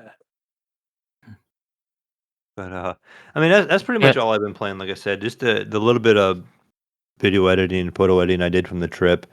You guys talked about it a little bit. Yeah, so I ended up in all over the place, guys. I was in on the way there. We went to like 4 different states to get to where I was going. So we ended up going through West Virginia, then Pennsylvania, then into Virginia, then like into Maryland, and then back into West Virginia. And so basically, I was right outside of DC, and we spent a whole day.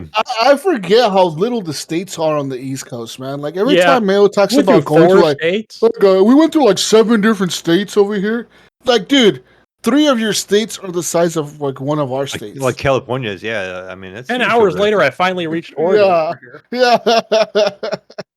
5 hours later, I reached Nevada. Yeah. That is weird. I mean, it doesn't feel like it's short. Like when you're still driving through the states, it's like, okay. And in West Virginia, I never really paid that much attention to West Virginia. It's weird. I guess there's a little strip that comes up between Ohio and Pennsylvania. Yes. And then there's another little strip that comes up on the other side of Pennsylvania by Maryland. And so like we were in and out of it a couple times. And then when we were doing our road trip, we were right on the Virginia and West Virginia state line area. And so, like 1 minute, my GPS is like, "Welcome to Virginia," and then it's like, "Welcome to West Virginia." I mean, but we did 1,000 miles that day in the mountains, so just 2-lane roads, and like you said, Jesus, we were driving pretty quick and just kind of having fun, and enjoying the cars, and just driving in the way they were meant to be drove, and it was a good time. There was a good group of us. There's 8 cars, and we've did I guess what do they call those little party things in Forza where you can like make a go party? You know what I'm talking about, Gunny? Oh, I never did it where it's like you can like party up, or you can run around together in the game. Yeah. It's like a convoy or like that. So basically, that's what we was. But it was a lot of fun. Going to these little gas stations and driving through these really quiet little towns with all our souped up Corvettes and Camaros. So it was kind of funny. I remember this one time we went to the this wrong turn, and you were like, "Yeah, out of here." I'm just kind of following these guys, and then some of these guys are from the area, so they know. We go through this one little quiet little town, right, Jesus? And it reminds me of like an old Western. Like all these storefronts have like covered patios, and it's all wooded. And it had a road in front, and everybody's kind of parked in front of their stores. And on the other side of the road was like a little bit of a park area, and then there was like a river. And we go rolling through there really slow, and there's like all these people outside. And every car's loud, and all the kids are looking at us and staring, and people are looking as we drive by. But it was just a very neat small town feel to it and stuff, and some really neat scenery out there to see. We did end up on this one mountaintop, and on both sides of me was basically mountain. So just picture a very peak of a mountain, and on both sides it was just open, and it was 4-lane highway at the very top of this mountain. It running along the top of the mountain, and there's just nothing but windmills up there, and then like 8 of us. There was no cars on this road, no anything, and we hit some pretty interesting speeds up there. We just got to kind of open them up a little bit, but it was a good time. So looking forward to going to another one probably next summer. So, but that's pretty much it. That's pretty much all I did this week. Nice. Oh, one more thing, Mayo. So do you plan on uploading those videos to YouTube so I can watch them? Well, I mean, not in 4K or anything, but maybe not YouTube, but maybe I will like our the Facebook group maybe. I did get a couple, and I uploaded them to the Corvette and Camaro group that I'm in. I uploaded a couple to that, but maybe I'll just put some of them up on. I don't know, because it doesn't really show the speeds, so you can't really tell like what we're doing, I guess. Yeah. But I don't know if there's any like trouble that could be had there, like for what speeds we're being driven and stuff. Uploading those videos. I don't know if that can be encouraged or not. But you see racing videos and stuff all the time on YouTube, right? So like, they don't show the speeds of that. That is a good point. Never thought of that. Yeah, even on those videos you speak of, where they're like, we were perfectly driving the speed limit. I don't think we ever passed it once. I think I did maybe hit 56 one time going downhill, but had your foot on the brake the whole time. Yeah, definitely. They got too hot. I had to be careful. That's how I hit 56. My brakes started to go out a little blinkers. bit. And I had to slow down, but Mayo, one piece of advice: don't post any videos that has your license plate or like. Oh yes. Oh yeah. doing like 200 miles an hour. No. Why? Can you get a ticket for that though? I'm sure you can. I guess it's I'm a sure documented You probably thing. can. Yeah, I'm sure they that's the thing. can. Because they'll probably That's what I get thought you about for too, like is That'd be keeping funny it to get 4 reckless. envelopes in the mail, and they would be 4 tickets from 4 different states. Oh That'd yeah, be we're gonna crazy. impound your car now. We own it. Fuck you. Yeah, I mean, Between I Virginia can and West say, because Virginia. just podcast wise, I don't think there's gonna be too many people who complain about that or whatever. But we did have a scent where it was late at night on Friday night when we were heading down, and I was following my buddy from Ohio, and we were in West Virginia, and those little allegedly, right? I In the think, game. because I think we were crossing the state line. It's a lot, so. But those speed signs on the side of the road that tell you how fast you're going. Yeah, they have those here. It had one of those there, and we have them in Ohio. They're usually like in the small towns, and it'll say like 35, and you're going 38, and it's like flashing at you. They had one of those on the left side of the road, and I never seen one before. It like went white, and then it went yellow, then it went red and blue. Like, so it was kind of like either hey, get your attention, or it did take a picture and send us a ticket. So I guess I will find out in the mail. Like later on in like a week or two, maybe. I don't know. I didn't really see any kind of thing, but I don't know if I want to say how. You a crazy driver, we were going. Nypron? Are you one of them speeders down in No. SoCal? No, I drive like a granny. Yeah. Hey, I like it, Nypron, because we have those throughout California, right, on our roads. Where I like it when I'm in the truck, right, like the bobtail, and let's say it's starting off in the morning, and I'm doing like 53 miles an hour, kind of going up a slight incline or something, and somebody will pass me doing like 90, but it still says 54 miles an hour. Like, Dang. okay, it's just clocking you, Henley, not the other car doing 90. Yeah. I don't know. It's funny. Nypron not there in that area. He probably doesn't get a whole lot of opportunity to get in too many open roads, do you? He probably still always dealing with traffic. Not unless you're on Highway 5, right? Yeah. Mostly I'm on Highway 5. It's usually pretty empty too. Oh, So, nice. yeah. A lot of people can do it from home now, Mayo. Unless you're in downtown LA or the 405 or any of those. That's all I ever hear about California is people complaining about the traffic. So that's why I'm like, it's getting okay. worse I've now. never been Everybody's out going there, back to but work. yeah, Everybody's going back to work. makes So sense. even in the morning when I'm going up, I'm like, where the hell is everybody going? I guess they got to work too. So yeah, I'm definitely seeing more and more each week. But yeah, like I said, overall it was a good time. I'll try to get you some videos, Gunny. My GoPro automatically makes some highlights, which is kind of neat. So I have a couple of those, or at least I'll share maybe the link with you or something. Nice. But it doesn't. Again, it doesn't really do it complete justice. It doesn't really. You can't really tell like how fast things are going there at the time. But yeah, unless you had somebody in the GoPro behind you, or even at a standstill. Yeah, like a total pro. But for sure, you should do like a 10-second clip of your videos and like put it in shorts at TikTok. Like when you're driving like that's 200 something I thought about miles doing per as hour. well. Is doing throwing some little shorts on there. Yeah. Just trying to get somewhat creative. So that's another reason I can do it with the GoPro is I have like a whole whopping 2 TikTok videos right now, I think. But I was gonna maybe make a couple, just kind of playing around. Right now, these are almost kind of boring. But something I did do, Gunny, is, and maybe Nypron, you can see it too, is on the Steam Workshop for Wallpaper Engine, I made a Camaro driving wallpaper. So it's a short video, and you can download this off of if you go to my profile page, you should be able to see my workshop. Okay. And it's like a 2-minute looped video in 4K I made from driving, and it's just like a scenic drive. It's nothing like driving very hard there at that point, but it's just kind of there's no audio to it, so you can have that as a live background. So I actually have it on my desktop now on one of my monitors, so it's kind of neat.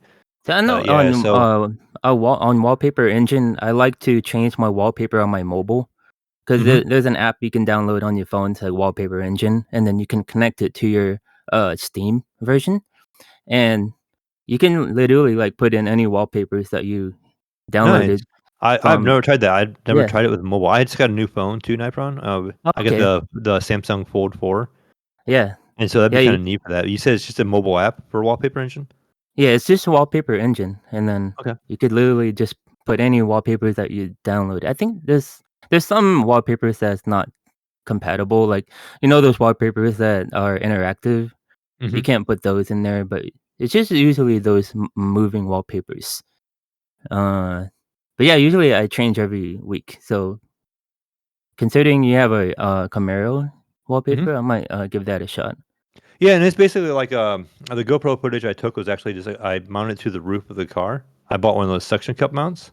Okay. And basically, it's almost like a Forza view. It kind of gives you the front hood and then kind of the front end. So it's kind of like just above the windshield. But yeah, I mean, it's. I think I labeled it. I think I just labeled it like Camaro Drive or something like that on Wallpaper Engine. But like I said, if you go to my profile on Steam, it should probably show up under my workshop. Okay. I have a couple other ones in there too. I have like a Mario Brothers one on there. I think I created when I had an emulator going for New Super Mario World, and I recorded, and you can do like a Mario running across a level wallpaper. And then another wallpaper from I'm trying to remember the name of the game now. I can't remember. No, it's like a roguelike space game where you're in a ship. It's gonna escape me the name of it now, but that's on there as well. But yeah, it's kind of neat. You have to check it out. Yeah. What have you been playing, Nypron? What games? I played a little bit of this and that, So I played I've been playing a lot of this scary game called Mortuary Assistant. Oh yeah, I think I saw you stream that maybe. Yeah, that game's I've been going on and off because it's pretty damn scary. So like when you first start off in the game, right? It gives you like a warning label. It would say something like, "Hey, if you experience any paranormal activities or any demonic stuff going on in real life, you should turn off the game." It says something like that for the warning label. I thought that was pretty funny. I thought it was for real at first. And so basically, like this game, you play as a mortuary assistant where you embalm dead people. And at the same time, like weird shit's happening around you, like really scary stuff. Like at first, you play as a woman that's applying for a mortuary assistant, like an embalmer, and you basically have high hopes of landing this job because it's like a high paying job, and she really wants the money, and so she goes to a like interview tryout um period with this guy that's like testing her, and he walks you through like how to embalm a dead body, which you play as, or what you play as a woman, right? And then he'll tell you like first you gotta what do you call this? You gotta like inject some fluid in her or Oh, the something like that. embalming, yeah, Yeah, embalming yeah, and fluid. then you gotta put some eyelids in her eyeballs, and then close her eyes, and close the lips, and make sure it stays shut and stuff like that. And you do all that stuff, and then eventually your character goes home in her apartment, and then the guy calls like in the middle of the night, and he's like, "Hey, you landed the job. Congratulations, And then your character's all excited, like, "Yeah, I did it. Yeah, I finally got the job. I'm so excited." And so, and then the guy's like, "You gotta go in like right away. You gotta start your shift right at this moment at midnight, right?" And so, Yeah. so your character goes in, all excited. He's like, "Yeah, finally, I get to start my job. I get to be rich, And then you go in by yourself, and then the moment you reach to the front desk, you see the front door close, and you hear like somebody locking the door. So you basically get locked into the building, and then your boss calls you, and he's like, "Hey, yeah, you know what? I locked you in the building because there's some demonic stuff going inside the building, Yeah, So and we're I just gonna need." lock you in. it's gonna lock you inside. Yeah, he's like, "And I need you to go ahead and embalm these 3 bodies that I gave you. We need to get that done, and at the same time, there's like evil demonic stuff going on, and I don't know how to handle it. So I need you to go ahead and try to figure that out." And then your character's like, "What is this? Why did you lock me in? Come on, man, let me out. I'm gonna call the cops." It's like, if you're like none of that happens because I don't know, like your character really wants to figure out what's going on later after that. So, um, yeah, like it's a pretty. I think it's one of the scary games that I played. It's I think very. the remember that clip you sent me? Was it a highlighted clip on Twitch where it even got Uh, me to jump a little bit? You're like, Henley, uh, watch this. So you sent it to me on Discord, and I'm watching it, and you were there, and I don't know, you had mm, like tools in your hand, and the body was on the cart, and yeah, I don't know, you turned around and the body twitched, and you were screaming like a schoolboy. yeah, yeah. No, that was a demo I part of the jumped 'cause it was game, so and loud. Your scream yeah, was so loud. Yeah. yeah, that was when I was playing the demo, and I had no idea like what's gonna happen. So I like your first body is in the cart, right? Like laying there in front of you, and so like I had to figure out how to move the cart. So and then when I went to the like front part of the cart, it says like press E. So I press E, and then all of a sudden like loud noises happen when you move the cart and stuff, and that I don't know that scared me. Yeah. Um. Yeah. Play that game. I do like the jump scares in that game because it's not scripted like others.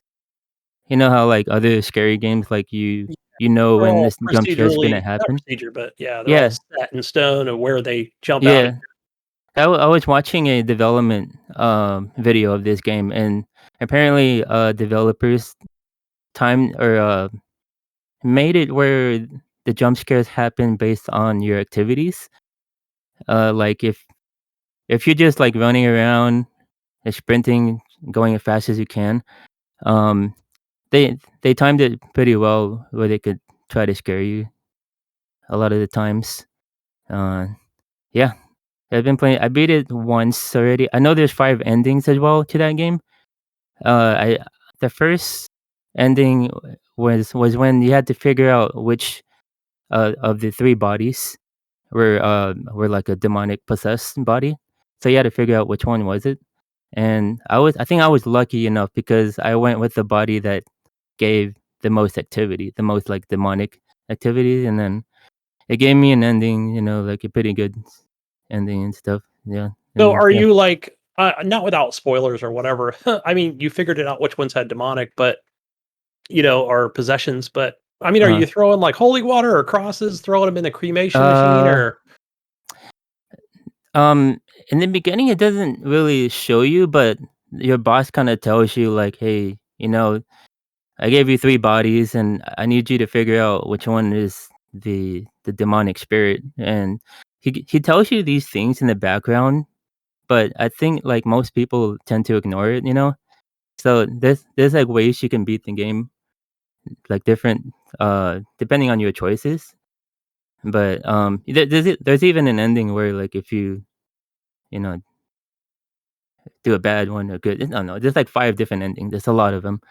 nice. But That's good yeah, replayability. yeah, yeah, definitely. Uh, I did play this. I watched my sister play this game too, and then I watched her get the bad ending. So yeah, it's pretty cool. Um, I've also played this game called Grounded on the Game Pass with my friends. Oh yeah, it's kind of like the Honey I Shrunk the Kids game. Yeah, Yeah. So that's yes, out of early access now? Or yeah, yeah. It's out of early access. It's been in early access for a while, right? And then it wasn't finished. So yeah, I jumped on it. It was on Game Pass, and my friends were playing it. They were asking me to play, so I hopped on it. Uh, yeah, I'm not into like survival games, but this one is it's quite. It's like a baby mode survival. Uh, and there's like simple survival things, and there's ants and there's bees you gotta kill, and they give you like armor and stuff. And mostly I've been building my base in that game, and then my usually my friends would just go out and try to do a story or come back with like more stuff. But yeah, that's one of the games I played. nice. I can see myself getting into that eventually since I like Yeah, base building. I know Ryan was playing it, and he invited me to play. I think I'll try it again sometime. I don't know. Nice. I'll download it. Ryan, I'm off most of this week. We got to get in and jump into it. Show me the ropes, including you, Nypron. Yeah. Other than that, like, I've been streaming sometimes. I've been on and off lately. I remember I first started streaming like during COVID, the pandemic time. I think that's like when a lot of streamers started streaming, and now I feel burnt out, and I don't know, just I lost interest now. I think like I have all these streaming gears, like a HyperX quadcast mic, and like a good like I have a good setup here, but just I just feel like selling it now. I have no interest anymore. Yeah, I thought I saw you listed on What? the What? marketplace. I was No, gonna ask you about it. no Yeah. interest. What's going on? It's Other life things? Yeah, what's up? no, it's just More gaming time? streaming takes a lot of energy out of me. Like every time I hit the live button, I have to put up a lot of energy to entertain my viewers, and because I'm a variety streamer, I play single player games. I prefer single player because I prefer to interact with the chat, and it really brings a lot of energy, and it's like every time now that I go live, it's like, oh, it's like it takes a lot of energy, and then other people they're gonna watch because I've been taking a lot of breaks, and I don't know that I haven't been very consistent. So yeah, I mean, I'll give it a try. I'll give it a try again, maybe. Let's see. Maybe I just need a Yeah. break. I know I see you streaming randomly during the week, I think, as well. Especially when I get home. Like, Nypron's on. Yeah, Nice. yeah. I also do like music streams as well.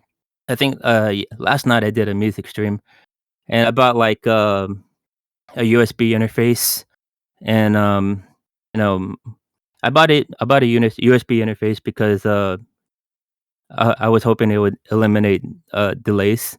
Because when I play music with the YouTube or Spotify, uh, the USB interface would prevent any delays when I play live or something like that. And I was thinking about buying like a Shure mic or something XLR microphones. But yes, it's just a lot of money. I think it's like $400 Yeah. for the Shure mic. So I have the Nypron. I have the Shure, not the SM7B, but the other one, SMV or something like that. It has I think I know what you're USB. talking about. Yeah, it's It like a has smaller version, USB right? Oh, and USB. Okay. well, it has USB and XLR. So MV7? yeah, so I started with the USB, and then when I got the XLR stuff, I switched over to XLR. Yeah. I Yeah, think that's the model number, but yeah, that's what I use right now. So that's yeah, that's one of the things I think I wanna get the Yeah, next because I time think when I I stream. think I there think was they're a few about times. 300. I think there was a few times, Nepro, when you were on the guitar and singing. I think didn't it eventually go? Eventually, it went to like some sort of delay, right? Yeah, it's I can't notice it when I'm streaming because, obviously my monitor from my microphone there's no delay, right? But then Streamlabs, there's something like you have to mess with the delay a little bit to make it time with the music. So I Mhm. just figured, I just buy an XLR mic. I don't have to deal with that. You know what I mean? Yeah, then try to sync it up. Yeah. Yeah. Um. Yeah, there's a lot of things I want to buy too, like a gaming table. Upgrade my video card and stuff like that. Yeah, yeah. It's just that every time I think about it, it's like, is it worth it? Right. And then It's hard and it's expensive. yeah, So people don't realize, even like when we do the podcast, there's some money that can be tied up into some of this stuff, like the microphones and the interfaces and all that yeah, kind of stuff, and Yeah, software the for recording recording. software. Yeah, we were talking about that Nypron about different recording softwares, right? So yeah, the some are $20, some are $200. Yeah, depending on what it is. yeah. But yeah, you said something there, Nypron, about, man. You know what I'd really like is a stand-up desk, an adjustable one. I don't think it has to be electric. Man, I'd love to have one of those, but that would be cool. So, if I don't feel like sitting down Oh for a yeah, that'd couple be hours, great. Yeah, because sometimes I'll actually stand here and actually play the console games since the TV's up above me. yeah, Um, that would be great. Yeah, especially when I'm playing guitar, and then I could just like stream and just stand up and mess with my computer while I'm standing up. Yeah. Yeah. For Yeah. sure.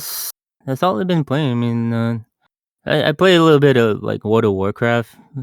I know there's like an update or a big expansion coming out. It's like there's eighth expansion.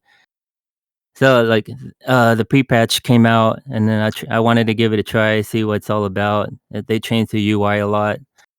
Um, yeah, just let's. I'm just because usually I participate in every World of Warcraft expansion. So when this comes out, so yeah, let's see how it is. Usually, I won't try to do the end game stuff. I like the story a lot. That's why I always hop in. Yeah. Nice. Yeah, Wow. that's all I've been playing. Cool. Awesome, man. Wow. Yeah. Nice. It's what I've been playing, Jesus. I'm next. I've been playing real games, You're man. next. Okay. Well, not a whole lot of games that for little bits of time, only because I've been again sucked back into Elden Ring. It's a game that just always pulls me back in, where I'm like, oh, I'm gonna play some scary games. I'm gonna go back to Conan Exiles and start grinding away in that game. And I don't know, it's almost like where I'll see a YouTube video where I'm like, "God, I don't want to see that video. It'll get me," but it does, man. It gets me every time. Where I'm like, I want that armor. I want that weapon. I want to upgrade that weapon. I want to see how that weapon does against these foes. So, um, yeah. So I've just been still at it, guys. Like, not kind of inching my way towards the end of the game, but at the same time going back to different areas, going, oh man, there's this magical incantation that I want, and more of these potions that I want to get, and mix these potions up and see how they do. And it's like, so I've just been chasing those. And I think I'm just at that point where I mentioned it last week, where I'm checking like every freaking corner of the map. Just scouring the map. I don't know. There's something about it where I'm like, I'm gonna find a secret or a secret door or tunnel.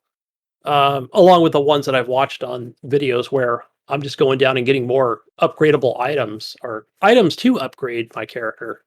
So, and again, Bill Gardner, I'm still using that same weapon that he gave me, the one that I have upgraded all the way, and it just does a ton of fire damage. And I've tried other weapons too. Another one that has a bleed build to it that works extremely well in a lot of situations. So, yeah, whatever. Over level 200, I don't know, you can go 275 or something like that.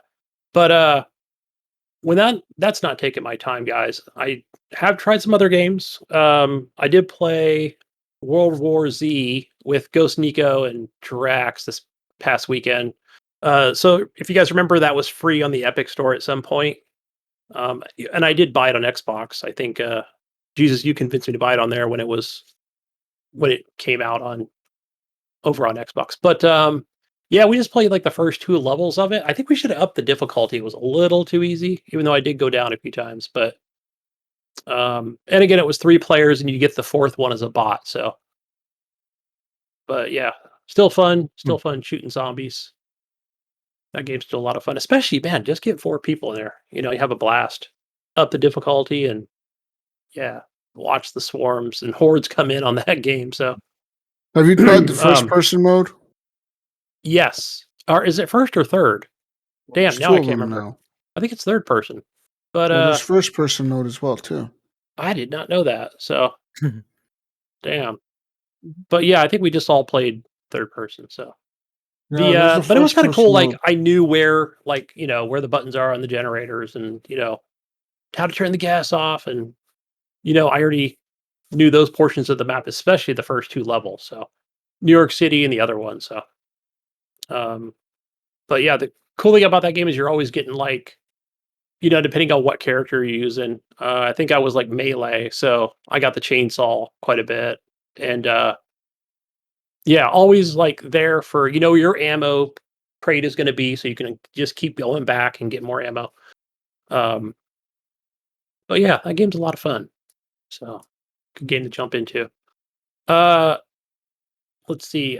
So yeah, Ghost Nico, after that, I think we we jumped into his game of Satisfactory, and like I think he's like one of these same builds that a game that I haven't gone back to, but like he's just expanded so much on that map and made everything like straight lines and perfect pipes and roads and railways, and it's like still going, man, with that build. So just making everything efficient, with pumping out the oil and the electricity and gathering resources, through automated machines, right? So that's what Satisfactory is, right? But yeah, so there's that one. Man, it does make me want to go back, guys. It wants to pull me back into the Satisfactory world, to make another cool build. But man, when I looked at like Ghost Nico's world, I'm like, oh my gosh, what's that like? I think he said he had 300 hours or close to 500 or whatever. So it's like, man, yeah, I'm gonna say no thanks to that for now because I do want to play other stuff, but I think about it all the time. Probably one of the best games I've played this year. Even though it didn't come out this year. I did play on the Xbox Game Pass PC side of things, Gunfire Reborn. Anybody play this? I know I saw it on Steam earlier this year, like an early access sort of thing. It don't sound familiar for me. Yeah, I think it's like a cell shaded cartoony game. Is that like a Destiny kind of game, like looter shooters? So I only played a little bit of it. I might have even played the demo when it came out, like February of this year or whatever. Like it was super early.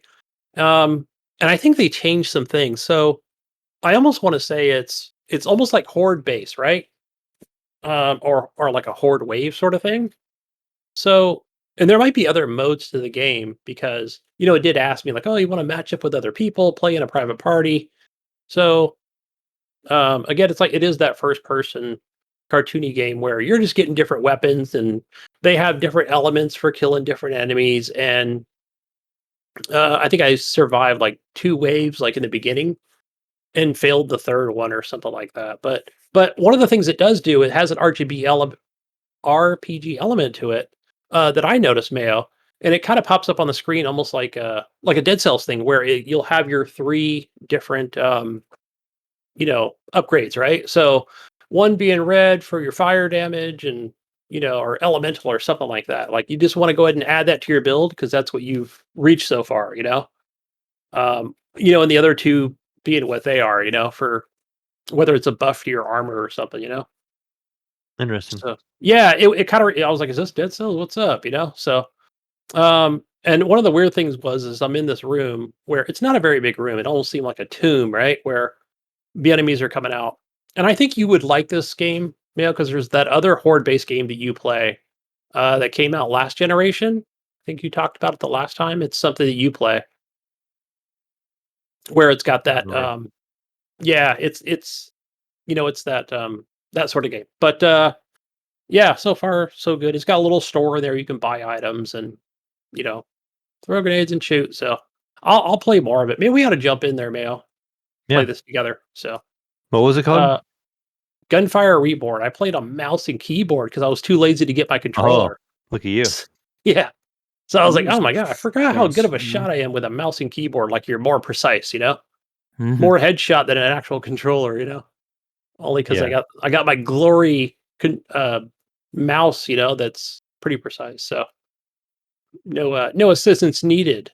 So speaking of assistance needed with shooting, Resident Evil 3, pick that up on the Xbox console, the game.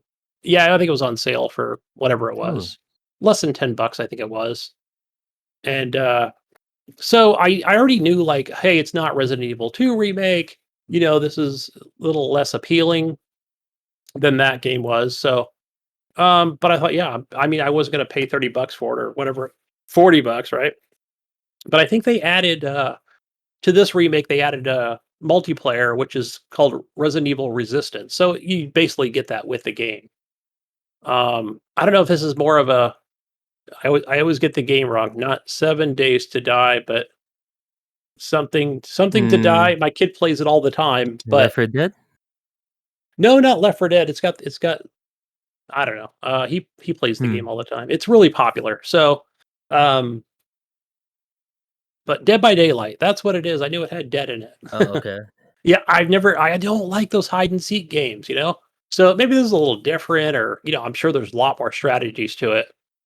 Yeah, from gameplay that I've seen, I'm like, no, not for me. I don't, not gonna play that. So looks lame. So I'd rather just play like the actual story and you know kill the nemesis, right? So far so good. It even asked me after I died a couple times, where it's like, do you want to go into assistant mode with assistant, shooting or whatever, aiming? And I'm like, no, fuck you. I just turned the sensitivity down a little bit, and boom, now I'm just landing headshots with my pistola, and getting good kills with my shotgun. So, but it was pretty easy to pick up, and you learn the map pretty fast. So yeah, I'm having a good time with it. I know it's not Resident Evil 2, and you know more weapons and more areas and stuff, but I feel like the save points or the little checkpoints you get, where you can save your game, are pretty generous. So yeah, I recommend it. So, especially when it was only $8 or $9 or whatever it was, right? So, time to pick Yeah. it up. The other one that I think Bill Gardner had recommended when I was playing that was Amnesia. So this again, this is on Xbox Game Pass. There's the collection, which is on the PC Game Pass. I believe I saw it on console as well. And I think there's a newer game, not didn't just come out or anything, but if I could just pull that up really quick. Let me see. I know it was the Amnesia Collection and another game called Rebirth. Amnesia Rebirth. So I see this one's in 4K. So yeah, this might be something more, because the one that I played, I downloaded. I downloaded all of them, but you can clearly tell this is like either OG Xbox, PS3, early days. So, but what I did play of it in the first hour or so, it's like it already felt creepy, like in just old castle, area. And I'll say, like, the physics are really good. Just walking around and exploring with a lamp. Because I think this is one of those games where it talks about when there's darkness comes and then you lose your sanity. Like in some horror games do.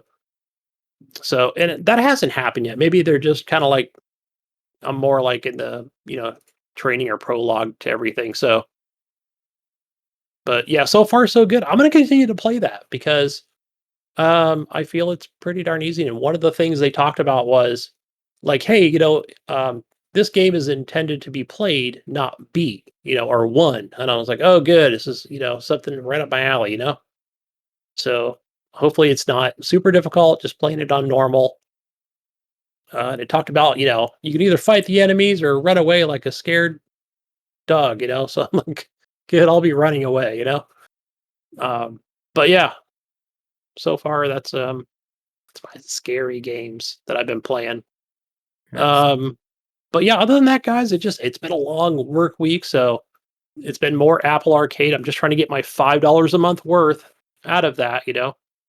So on my iPad, it's been more Horizon. What is it? Horizon Chase 2. I think that was on the Apple Arcade.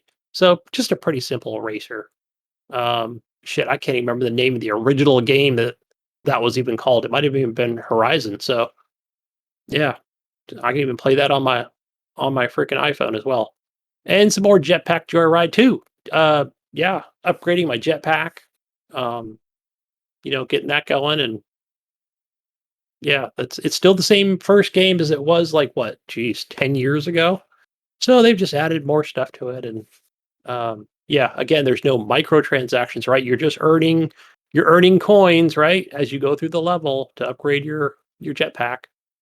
So, yep, still a pretty fun game, man. And yeah, that's pretty much all Nice. I've been playing. Just that Nice. stuff. No PlayStation, unfortunately, but I will this week, guys, because I'm off for 3 days. Woohoo! Get more PlayStation time in. Well, what time is it now, Jesus? Well, it's news time. Beep. News time. I'm feeling this IPA, man. I've been drinking this. It's 9% alcohol. It tastes like shit. What is it? What's it called? It's called Hazy Big Ballard Imperial IPA. Ooh.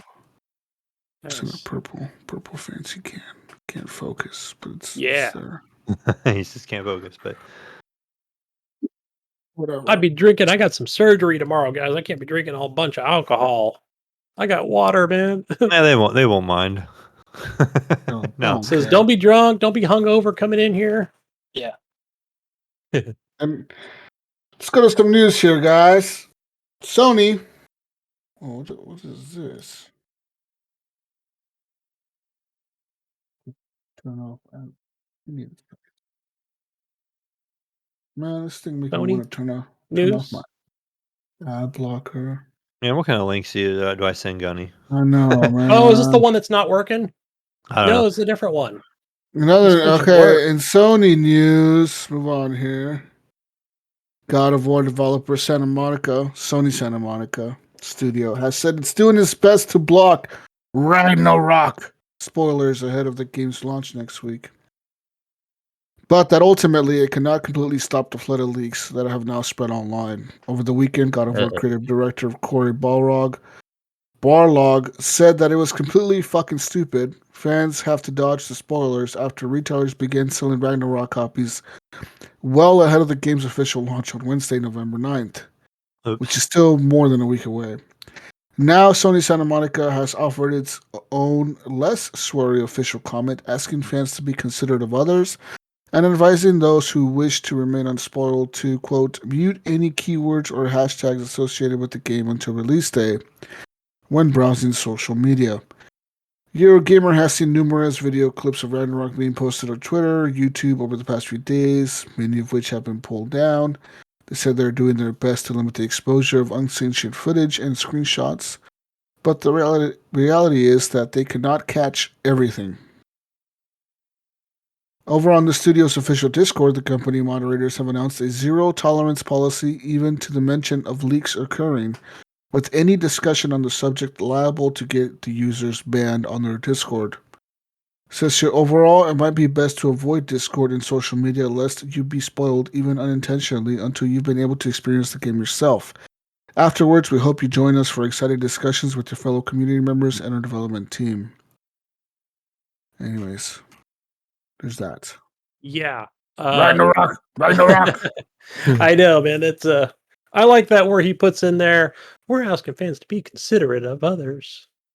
Please, just go ahead and do that. Thanks. Yeah. I haven't seen any spoilers. I'd forgotten that this game's even coming out this soon. I'm like, yeah.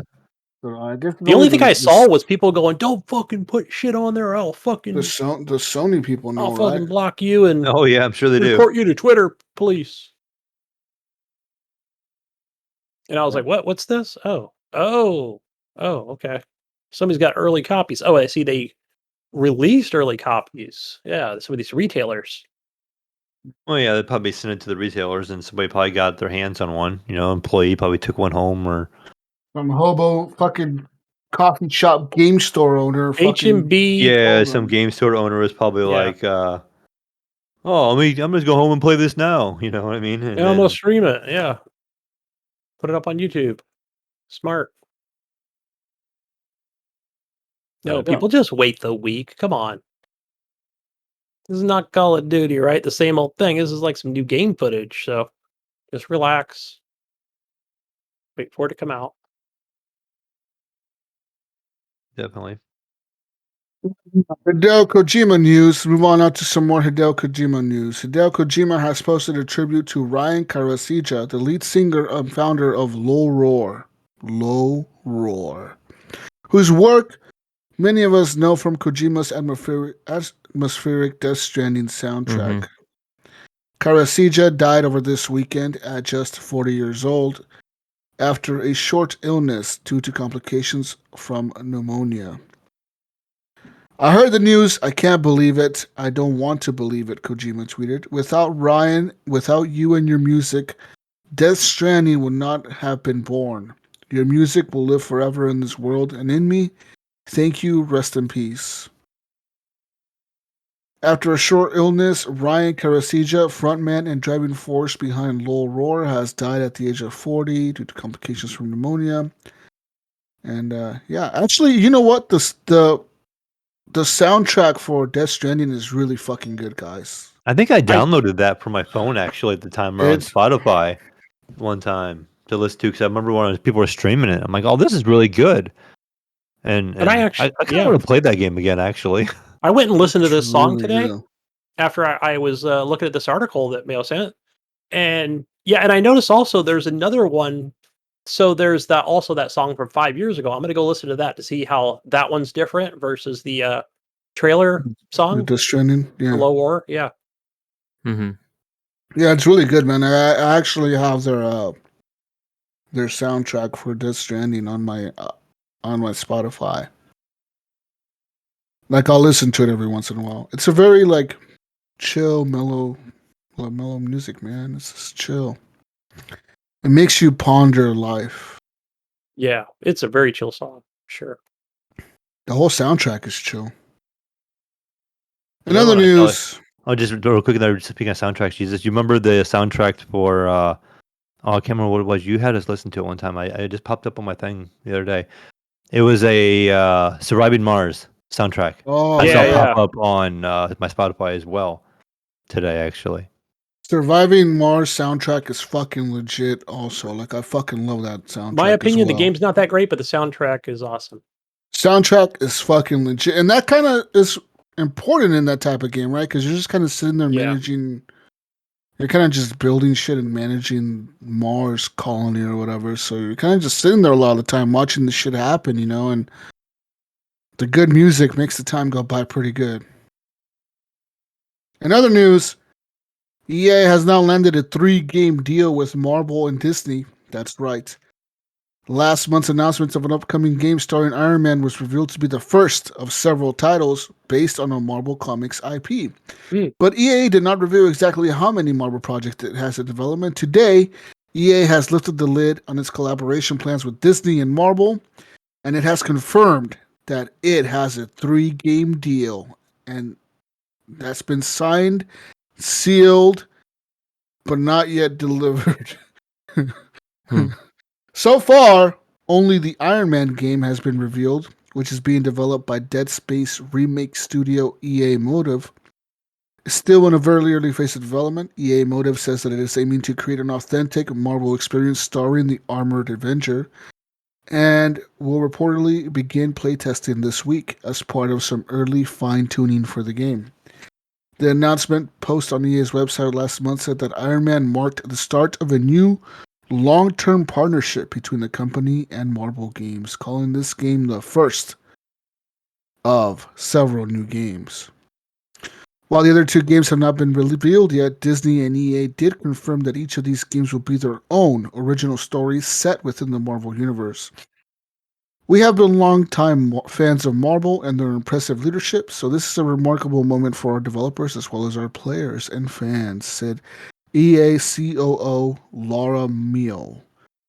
We look forward to welcoming Marvel into the EA family of creators and know this collaboration will produce exceptional experiences for our players. We cannot wait to see players' reactions when they suit up as Iron Man and do the extraordinary things this superhero is known for. EA's previous partnership with Disney saw it land a multi-year deal to exclusively develop Star Wars games, which resulted in the release of 2 Star Wars Battlefront games and the well-received Star Wars Jedi Fallen Order. Since then, Disney has changed its strategy and has licensed out its IP to multiple studios.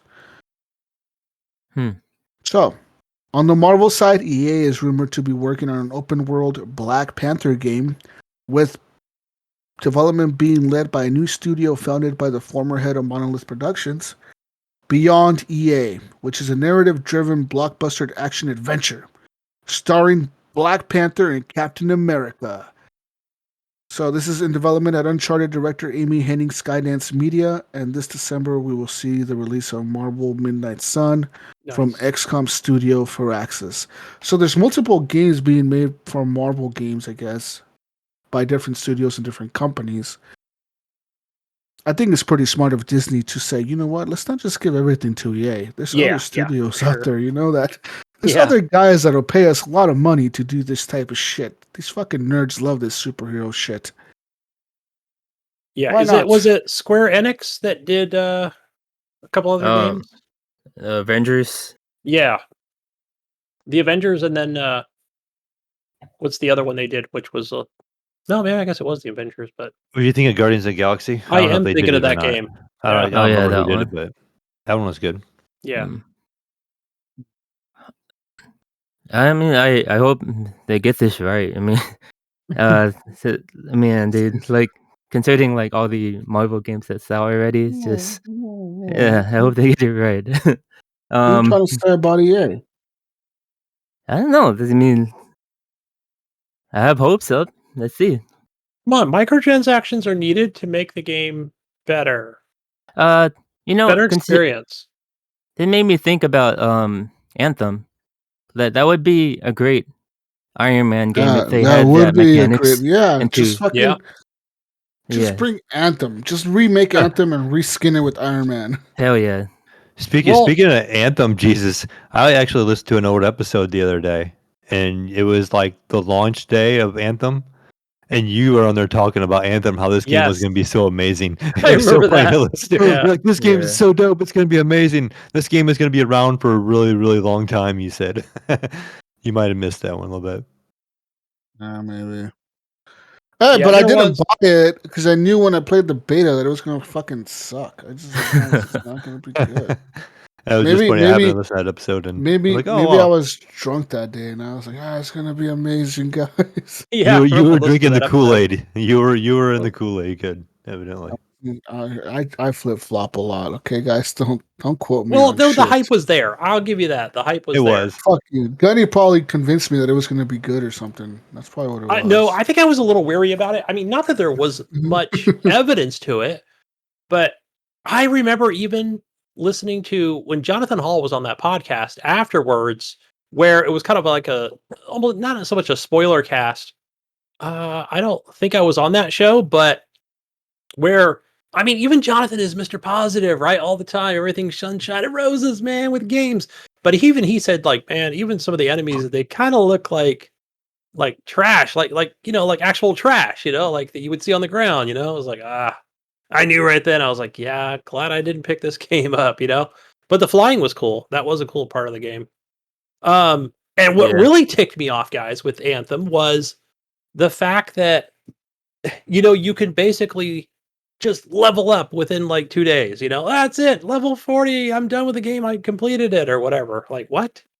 No, where's the grind? Where's that fun grind that every game has, especially when it comes to an action or a shooter, yeah, I think they failed in that part of it too. So where other people had different perspectives, right? They were like, oh yeah, I reached level 40 in 3 days, and oh man, what a great experience, and I'm so glad I gave him $50. It's like, okay, I don't know. Yeah. If they added the flying mechanics to the Iron Man game that they're gonna make, it would be awesome. I did like the flying stuff in Anthem. That's what made me kept playing that game. And with the other 3 games, like, do you guys think that they're trying to do like another Avengers like thing where like all the heroes come together, like all the movies come together into like a big thing? Eventually they'll like merge the games together somehow. Yeah. Do you think they're going that route? Maybe the Black Panther open world would be more like a Spider-Man style type setting, but I'm sure you'll get other characters in there. I mean, you got Captain America. If there was only one company making all the games, yes. But if that's not the case, then no. Oh yeah. Yeah, that'd make it a little difficult. If like EA was making all of the Marvel games, then yes, I could see how they could all like somehow get all their studios together, the writers, and be like, okay, we got to make these games like have their own story at first, and then somehow we'll like merge them with the other games like down the line. Like we could introduce this one bad guy that they all have in common or whatever, and like in the end, somehow the games will merge. Like the stories will merge to be like one universe thing or whatever, where they're all fighting this one bad guy. That'd be an awesome collaboration between the different studios. Massive. That would be a massive endeavor. They'd probably fuck it up somehow. Some studio would fuck it up. Transactions to get more money for God each studio. damn it! The guys making you know why they can never do that, because they can't get Spider-Man, because Spider-Man is with Sony. Yeah, right. They can never do it. They'd have to exclude him. Yeah. What happened to Spider-Man in the Avengers team? Well, he's a piece of shit. We fired him. We fired that bastard. Yeah, he died. He doesn't exist. Batman exists here now. Batman's in there now. Yeah, Batman's an Avenger. Yeah. Yeah, Batman joined the Avengers now, guys. Woo! Shit. In other news, let's move on to some more news.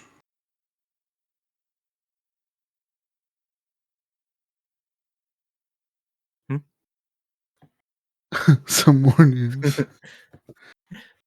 Testing suggests faulty cable may be to blame for melting RTX 4090 connectors. That's right. This is an update from last week. Yes. New wrinkles have been added to the ongoing RTX 4090 cable melting saga. Anyways, in some additional testing by Gamers Nexus, the channel dissected and tested a total of 5 different 12, VHPWR adapter cables from different RTX 4090 series cards, Mayo. And they didn't notice the same quality issues that Igor's Labs' Igor Walasek posted about last week. They also were not able to recreate conditions that caused their adapters to melt, even with a cable that had been intentionally damaged. Notably, all the adapters that Gamers Nexus examined use wires that are rated for 300 volts, while the cable that Walasek tested last week appears to be rated for 150 volts. Oh. The soldering method used for the cables that Gamer Nexus tested also differed from what Walasek found in his adapter cable, making it harder for users to damage or break the connectors or connections between the wire and the connector.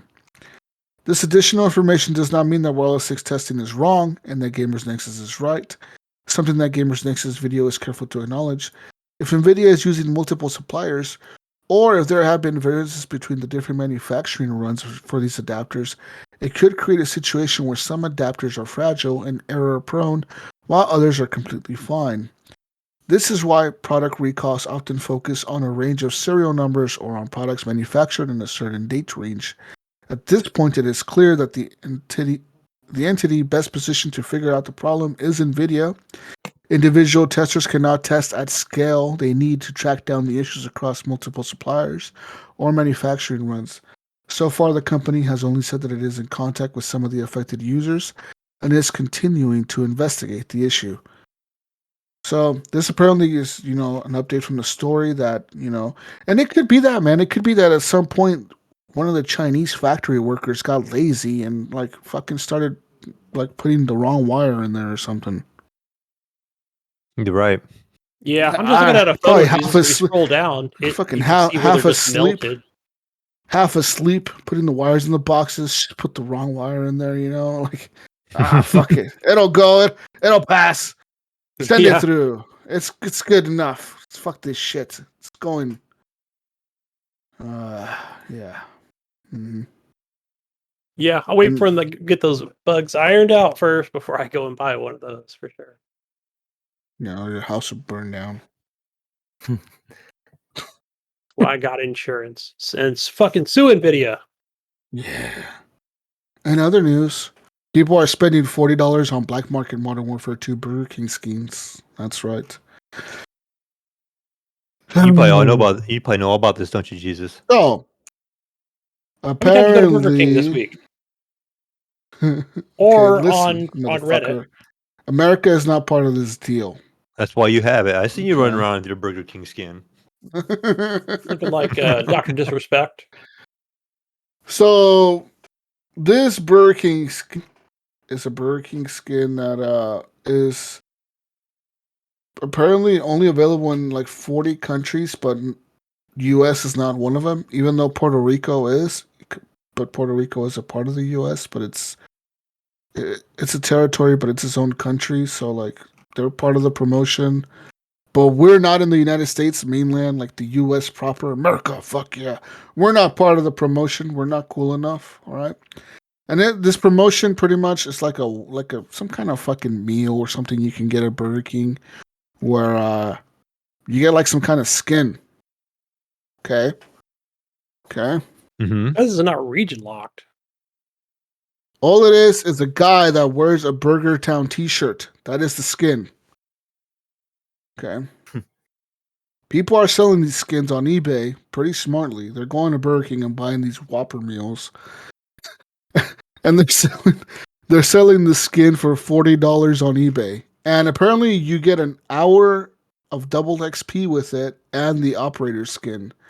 I mean, I'm telling you, if they did that shit here in the U.S., I'd be eating all the Whoppers, man. I'd be going there like, give me a Whopper. I want my double XP and my operator skins, bro. Give me my skins. All right. Anyways, yeah, this is a promotion going on worldwide except for the U.S. I think the U.S. I know Burger King is more of a UK or company, right? Well, Mainly. It's not an America thing. Well, I think the thing is excluded in the UK as well. Like I think the US and the UK are not part of the promotion. How often is the US excluded? It doesn't seem like it's very often. Not often. No. And especially like in gaming, you know what I mean? Yeah, no, it's not very often. So it's kind of weird that they excluded us. I wonder why. I wonder why. As Americans. Well, people probably be like, oh, video games make people fat. Oh, you guys are promoting fatness. Oh, you guys are promoting unhealthiness by making people go buy Doritos, Whoppers. Man. Mountain Dew. Call of Duty. It's a lot of Whoppers. But yeah. Anyways, and some stuff, I mean, in Puerto Rico, they completely redid a fucking Burger King. They painted the fucker black and green and added a bunch of Modern Warfare 2 logos to the whole building and the tables and the chairs and the menu and they do cool windows. Shit over there. It looks kind of cool. It looks very Halloween themed, but it looks Call of Duty as fuck. And I'm talking, they changed everything. They changed the Burger King, the fucking sign, everything, Gunny. They painted the fucking walls black and green. Nice. We don't do anything fun like that here. Oh, we don't do that shit here. No. You know what it says in the front of the building of the Burger King over there, Mayo? La Casa del Whopper. Because you know how here it says the home of the Whopper in front of the Burger Kings? You know, they have to say it in Spanish, so it says La Casa del Whopper. Yeah. Sí. Me gusta. Oh, is that because the story takes place in... I don't know where. No. Story takes place in Mexico. Okay. Mexico is not Puerto Rico, Nypron. Okay. They speak in Espanol. Okay, Nypron. Mexico is not... Puerto Rico is a fucking island. Mexico is a fucking country. Right. Puerto Rico's owned by America. All right. Puerto Ricans. We own that country. Yeah, no, not even bullshitting. Gunny's right. America. It's true. America's territory is Puerto Rico. So, Puerto Rico technically is its own country. The Puerto Ricans that are from Puerto Rico are Puerto Rican. And they cannot vote in the American presidency. They cannot, but they can travel to the U.S. freely because they have American passports because they are technically American citizens. Probably have dual citizenship, I would assume. Something like that, yeah, because they can travel freely to the U.S. So they can travel back and forth to the U.S. whenever. Americans can travel to Puerto Rico without a visa as well, whenever. But they're not America. They're not American, bro. They're not real Americans. We just own fake them. Americans. It's the island we own because Cuba has an island, and we need an island too to say fuck you, Cuba. We have an island too. We got our own. Bitch. Fuck you, Fidel Castro. We have our own. See, Russia had Cuba. Oh, that's right. America's America's you know what? We need an island too, guys. Okay, we got stupid Guam. That shit's fucking stupid. We got Hawaii. That shit's kind of gay. How about Puerto Rico? Let's do Isn't that. there like that Guantanamo Bay? Where's that at? Anyway, That's in Cuba, actually. Oh, okay. That's where we keep the real prisoners. You know, that's crazy because that's actually in Cuba, but it's like a little tiny part of Cuba, and that part is technically considered American soil. Yeah, like that little tiny fucking. I remember that during the Gulf War. That's where they were keeping them Talibaners. Well, that's where they keep all the terrorists. Like, legit, like Guantanamo Bay is like a place where like they can keep you without like a trial there. Like, you can just be arrested and taken there, and like no one will ever hear from you again. Yeah. That's fucking scary. Yeah. Under the Patriot Act, American citizens can be arrested for terrorism. Like, if like they suspect, like say the CIA or the FBI or whoever suspects that you're a terrorist somehow, like they think that you're a terrorist, so they label you as a terrorist or as a traitor to the country, like you're helping the terrorists somehow. They can come to your house or wherever you work, your car, when you're driving down the road. I don't know, Call of Duty style, come in a helicopter, and they can just fucking arrest your ass and take you away, and they don't even have to tell you what you were arrested for. Scary. Yeah. I don't want to go to Guantanamo Bay unless it's on vacation. Put your ass in a prison. Yeah, they can put your ass in a prison, and they don't even have to give you a lawyer. They don't have to give you a phone call. They don't have to give you shit. You're just there because you're there. And no one will ever hear from you again. Yeah, America, fuck you. Hell yeah. Anyways, yeah, I want that skin. I'm probably gonna buy it. Hopefully I'll find it for like $5 or $10. I'll buy it from some Puerto Rican. Go see if it's on Craigslist. Maybe you can meet somebody in a back alley. Hey, bro, you got that skin, bro. Got my Burger Town skin. You got my Burger Town skin, bro. I got the code you right said here. $50. No, man, he has a receipt from Puerto Rico. I got the receipt right here, bro. The code's right here. I need my smack, man. Come on, give me the money. In other news, Xbox Phil Spencer. Gunny. Bad news. What did Uncle Phil say? Oh, hey, man. So Uncle Phil got a little high. Okay, he got a little high. Got a little wild for a minute there. And he's like, look, man, we've held our price on our console. We've held price on games and our subscription. I don't think we'll be able to do that forever. I do think at some point we'll have to raise some prices on certain things. But going into this holiday, we thought it was really important that we maintain the prices we have.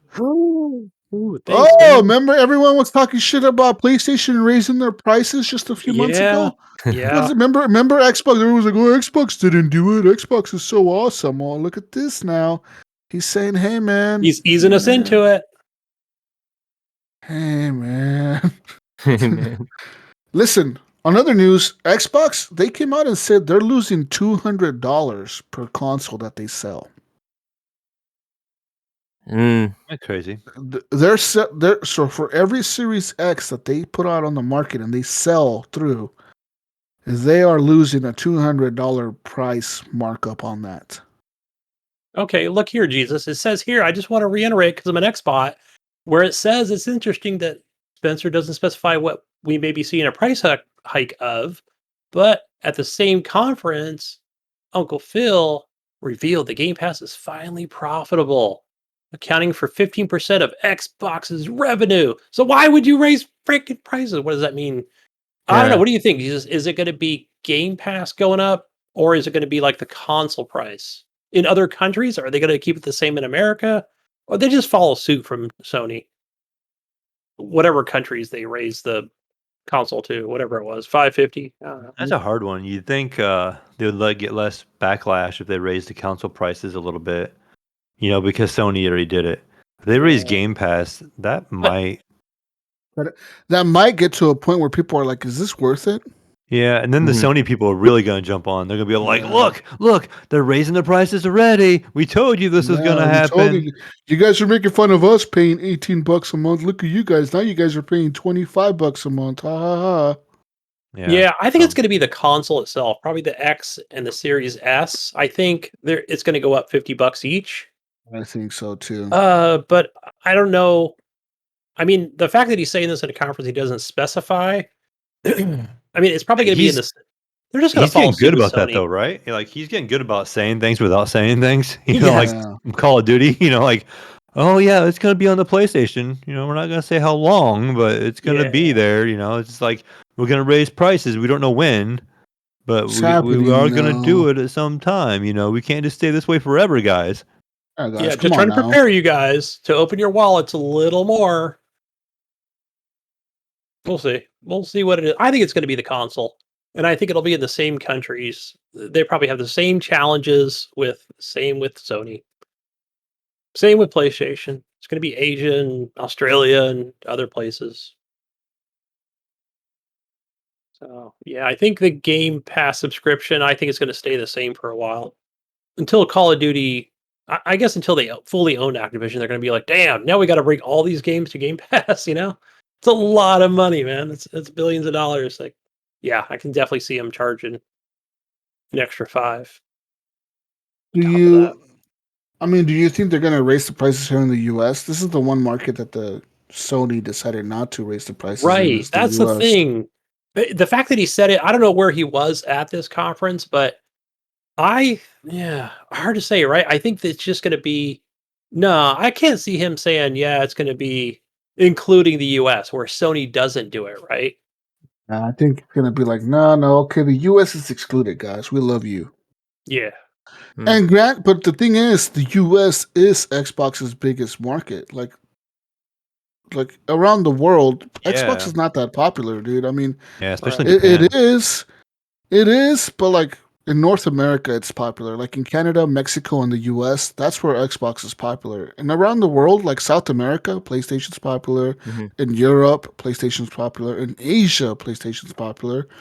So I know in Asia, Game Pass is pretty popular there. For Sony or Xbox? Xbox PC Game Pass. They're pretty Yeah. popular in Asia.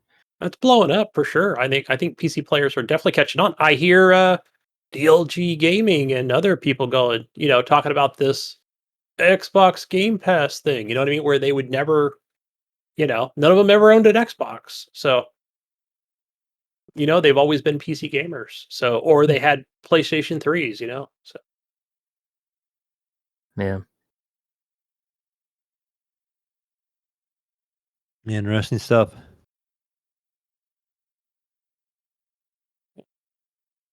sure. anyways,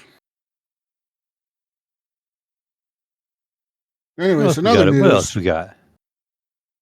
the Uncharted Legacy of Thieves Collection PC port recorded an all-time player count of only 10,851 players after its very first weekend on the platform, which is significantly lower compared to Sony's previous efforts. It comes closest to the open worlder days of Days Gone. So it comes close to the open worlder Days Gone, but even then, the Sony bed game had over 27,000 players at the time of their peak, at their launch, right? So Days Gone, when it came to PC, had 27,000 players playing it. Uncharted Legacy of Thieves, only 10,800. It only reads worse the higher up the table you go for Uncharted 4, A Thief's End, and Uncharted The Lost Legacy remasters. Sony's most popular PC port at launch is still God of War, which has attracted over 73,000 players at peak. Marvel's Spider-Man had more than 66,000 players playing it. And over 56,000 PC users played Horizon Zero Dawn. So now, people are saying, like, well, Uncharted is a flop. Personally, I'm going to say this. First of all, Uncharted was not nearly as marketed, in my opinion, as much as Spider-Man was, or especially God of War, or Horizon. Yeah. Or Horizon, yep. I was just getting ready to say, honestly, I wasn't even aware that this was out. No one, I didn't know it was out either. I saw an ad the other day on Twitch. My son was over watching Twitch, and they did an ad on Twitch about it, and I'm like, oh, I forgot about that game coming to PC. And then they were like, play it now. I'm like, oh shit. So I thought about picking it up, but I didn't even realize. I was like, oh my gosh. Then I seen this article, so I thought I'd share it. Like, I forgot that that's on PC, and I've never played that series. So I'm like, maybe I'll just pick it up, So yeah. You know what's featured on the Steam page? I opened it up on Sunday, or a couple days ago.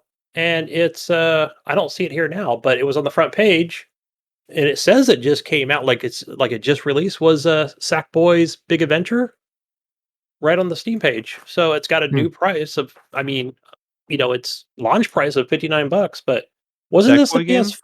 I think it was a PS5 and a PS4 title launch. Sackboy, it's on Steam. Yeah, I didn't know this was coming out now. I know it would just boom just there. So that game I really liked on the I haven't PS3. played that, like the very first one. Yeah, those were a lot of fun. So I will pick that up eventually. Yeah, but I think, Yeah, I mean, but isn't the Uncharted series so much a early PS4, series No, and late PS3?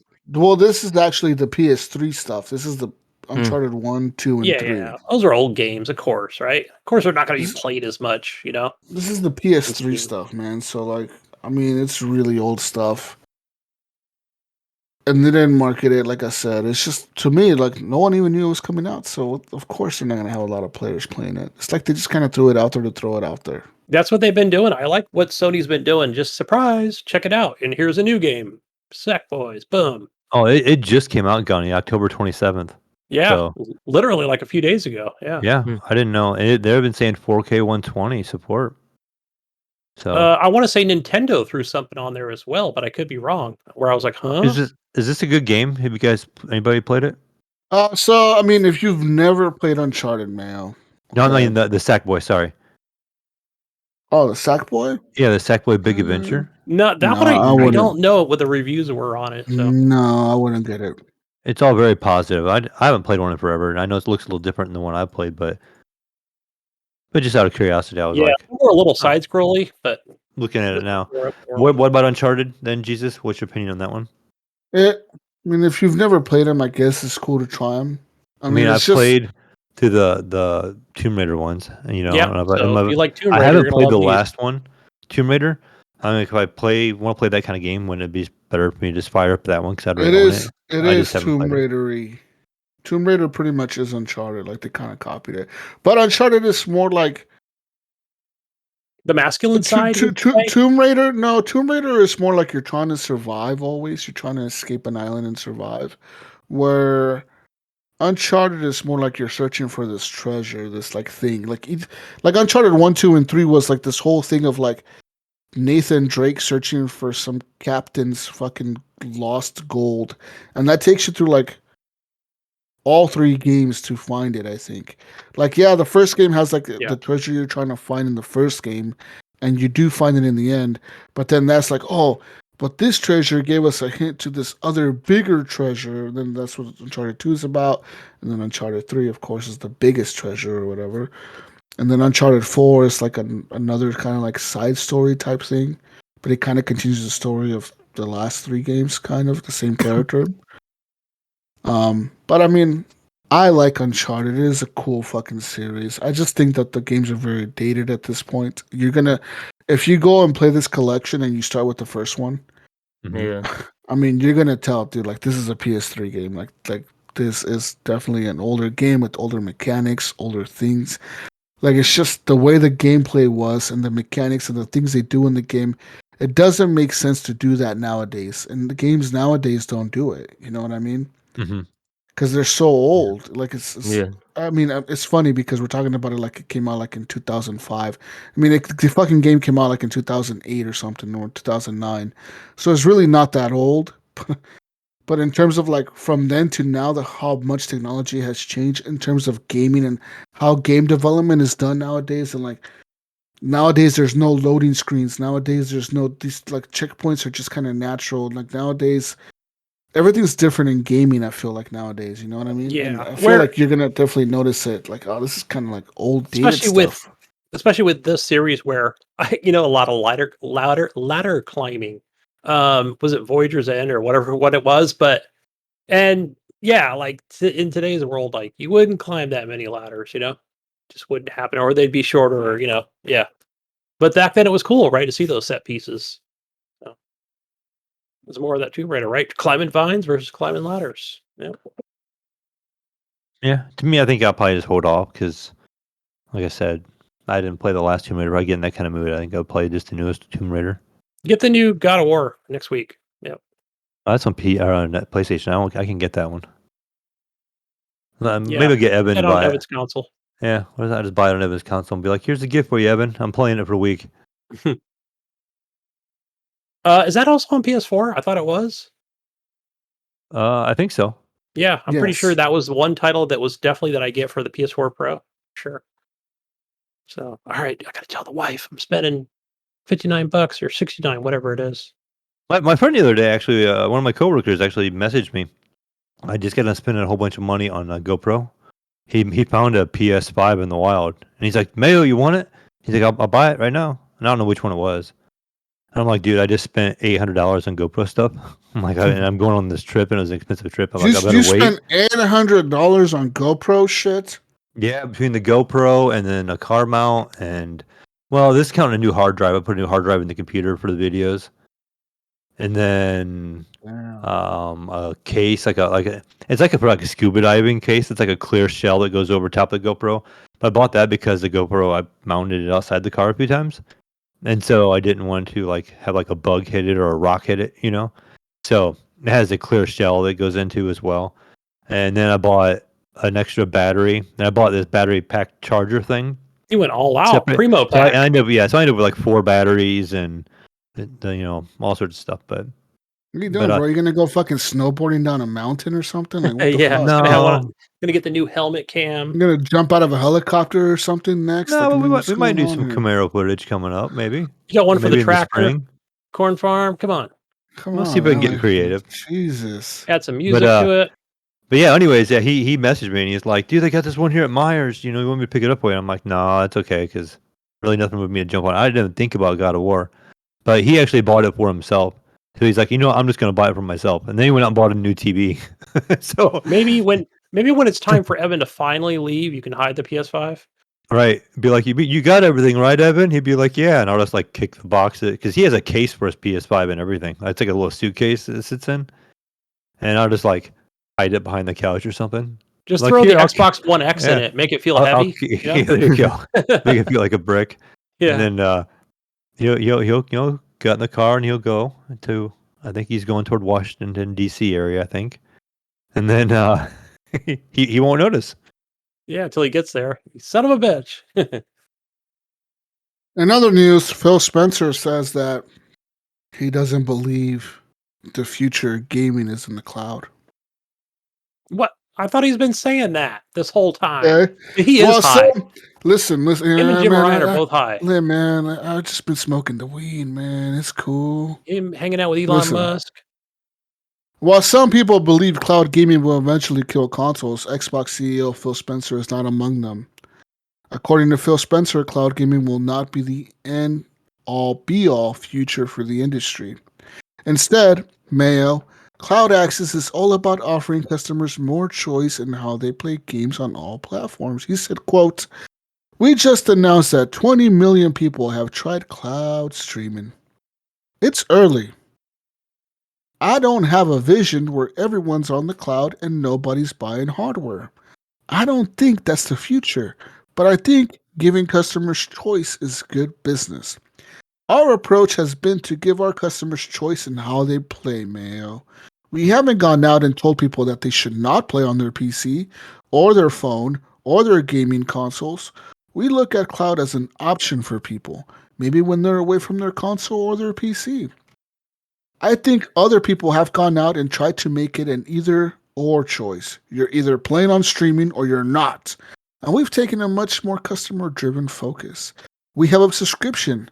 You can buy our games, you can subscribe to our games.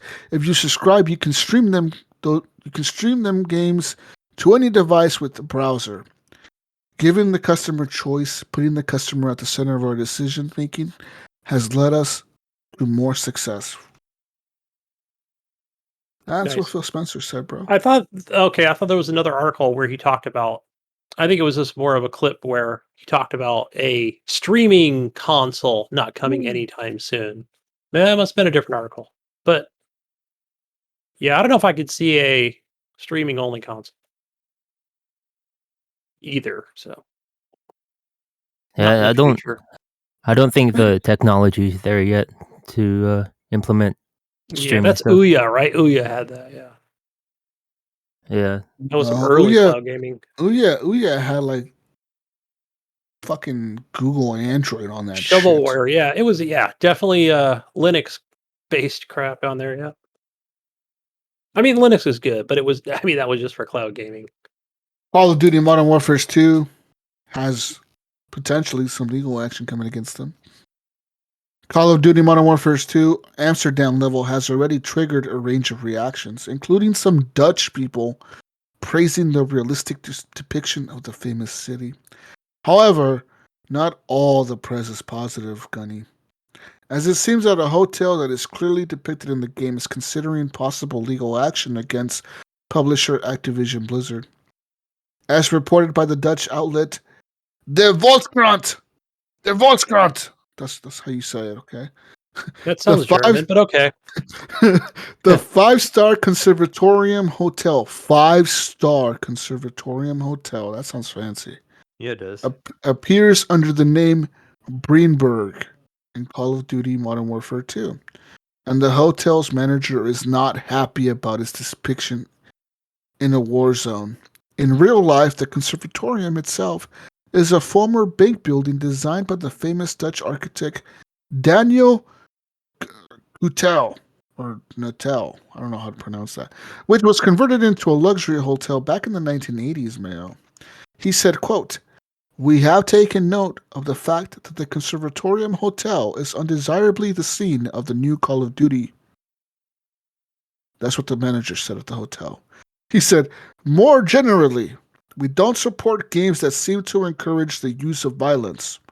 The game in no way reflects our core values, and we regret our apparent and unwanted involvement." Uh-oh. Ooh, they're in trouble. While this statement stops short of actual legal action, the implication is definitely there. It is not clear how such a lawsuit would shake out in either American or European courts, or even what form of legal action they might take. A similar controversy took place back in 2006 when Insomniac Resistance Fall of Man used the Manchester Cathedral as the inspiration for a level, which inspired legal action. Ultimately, Sony apologized to the Church of England for the decision, though the company was not found to have violated any copyright laws. So they just had to apologize. Oh, sorry, guys. Sorry, eh? Sorry. Oh, sorry for your... sorry, we didn't mean eh? to. Oh, we didn't mean to use your cathedral. Oh, sorry, eh? Yeah. Come on, it's just a video game. Hey, listen, man. Jeez. It's like a war zone. There's explosions and shit. There was World War II, remember? We're a fucking this is 5-star. Not set in World War II, but... We're a 5-star hotel, Gunny. You ain't putting that shit in there. You ain't putting our shit in your fucking trash game. Why are these guys mad? If I was them, I'd be happiest. I'd be like, yeah motherfuckers. More reservations. I'd be like, motherfuckers, come stay here and you get double XP. Then you can start advertising. We're the Call of Duty hotel. Yeah, come stay at our hotel and you get 10 hours of double XP, motherfuckers. Yeah, do it right now. And a burger shirt. Yeah, and you get a hotel skin. You could get a T-shirt that says "I've been to the Breenberg." And a free Whopper. That your character at a 5-star hotel. Yeah, motherfuckers, get in here. I would be promoting the fuck out of it. It'd be like free promotion. What the fuck are these guys doing? Silly. I remember that with one of Ubisoft's games where whatever country they used, where the government didn't like them using their country as a den for drug runners, Oh my god. Was that Wildlands? Maybe, probably Mexico, maybe. I don't know. No, that was Wildlands. I forgot I don't know what country it was. Oh, a South American country? Yeah. They were not happy. That is Come fucked. on. In other news, let's move on here to more news. Mayo, this is news for you, Mayo. Oh, okay. AMD RDNA 3 is coming. Okay. And the company's flagship Radeon graphics card will face off against the NVIDIA RTX 4090. So, if you're looking for the latest official word on the RX 7000 graphics cards, we got some news for you. It's 2022, Mayo, and AMD plans to paint your gaming PC red with this next generation AMD RDNA 3 GPUs and their Zen 4 CPUs. So, the former will most likely rank among the best graphics cards available on the market, but they will face stiff competitions from the RTX 4000 series and the brand new Intel Arc product of graphics cards. It says here the AMD RDNA 3, that's a long fucking word name, will release this fall, Mayo, in just 3 days on November 3rd. Okay? Mm-hmm. Boom. Boom, boom. While the company has not yet announced what AMD RDNA 3 GPUs will make the launch day cut, rumors are now pointing toward an EEC trademark filing that lists various model names, including dun dun dun, the Radeon RX 7900 XT. Dun dun dun. Ooh. Whoa. All right. Also, fresh reports point towards 2 RDNA GPUs releasing this year, Mayo, as an AMD Radeon RX 7900 XTX could arrive alongside the RX 7900 XT. On paper, it looks like the XTX model may be the real RTX 4090 rival, but we will not know this until the shit launches. On price speculations, Mayo, the AMD RDNA 3 GPUs will probably be more expensive than the RDNA 2 GPUs. The company has raised the prices of its Radeon graphics cards by 10% since November of last year, due to TSMC raising its chip wafer fabrication rates. Unfortunately, a January 2022 report indicated that prices could rise by a further 20%, Gunny, but this may also affect Intel and Nvidia products. To put this into perspective, the price of the flagship Radeon card could rise to as much as $1,199, up from the AMD Radeon RX 6900 XT's MSRP of just $999. The specs, Nypron, suggest that AMD plans to initially manufacture 3 RDNA 3 GPUs, the Navi 31, 32, and 33. The Navi 31 will likely power the most powerful graphics card in the Radeon RX 7000 lineup, such as the RX 7900 XT, whereas the Navi 32 and 33 will be used in the mid-range and budget offerings, Mayo. Updates made to the Radeon Linux drivers back in August 2021 revealed that the RDNA 3 could support DisplayPort 2.0 inputs. This would make them perfect for 8K 60Hz HDR monitors, or even 16K, Gunny! 16K, holy 60Hz HDR displays when using display stream compression, Mayo. Okay? Display stream compression, Mayo. All the fancy gadgets. Rumored RDNA 3 specs are ever changing, but recent reports imply the AMD Radeon RX 7900 XT GPU could pack less VRAM than the RTX 4090. The card's reduced 20 gigabytes of VRAM and scaled back Navi 31 chips suggest a full-fat RX 9700 XTX or Radeon RX 9750 XT may show up to take on the RTX 4090 Ti soon. Unlike the RTX 4090, you might not have to upgrade your PSU or use a 12 VHP WR adapter, as leaked AMD Radeon RX 7900 prototypes feature only 2 8-pin connectors. So, naturally, we're still recommending pairing the RDNA 3 GPUs with the best power supply, but the configuration should help you manage cables during this upgrade. So it seems like they're going to keep the same power cables, which is interesting, Mayo. Interesting. So, yeah.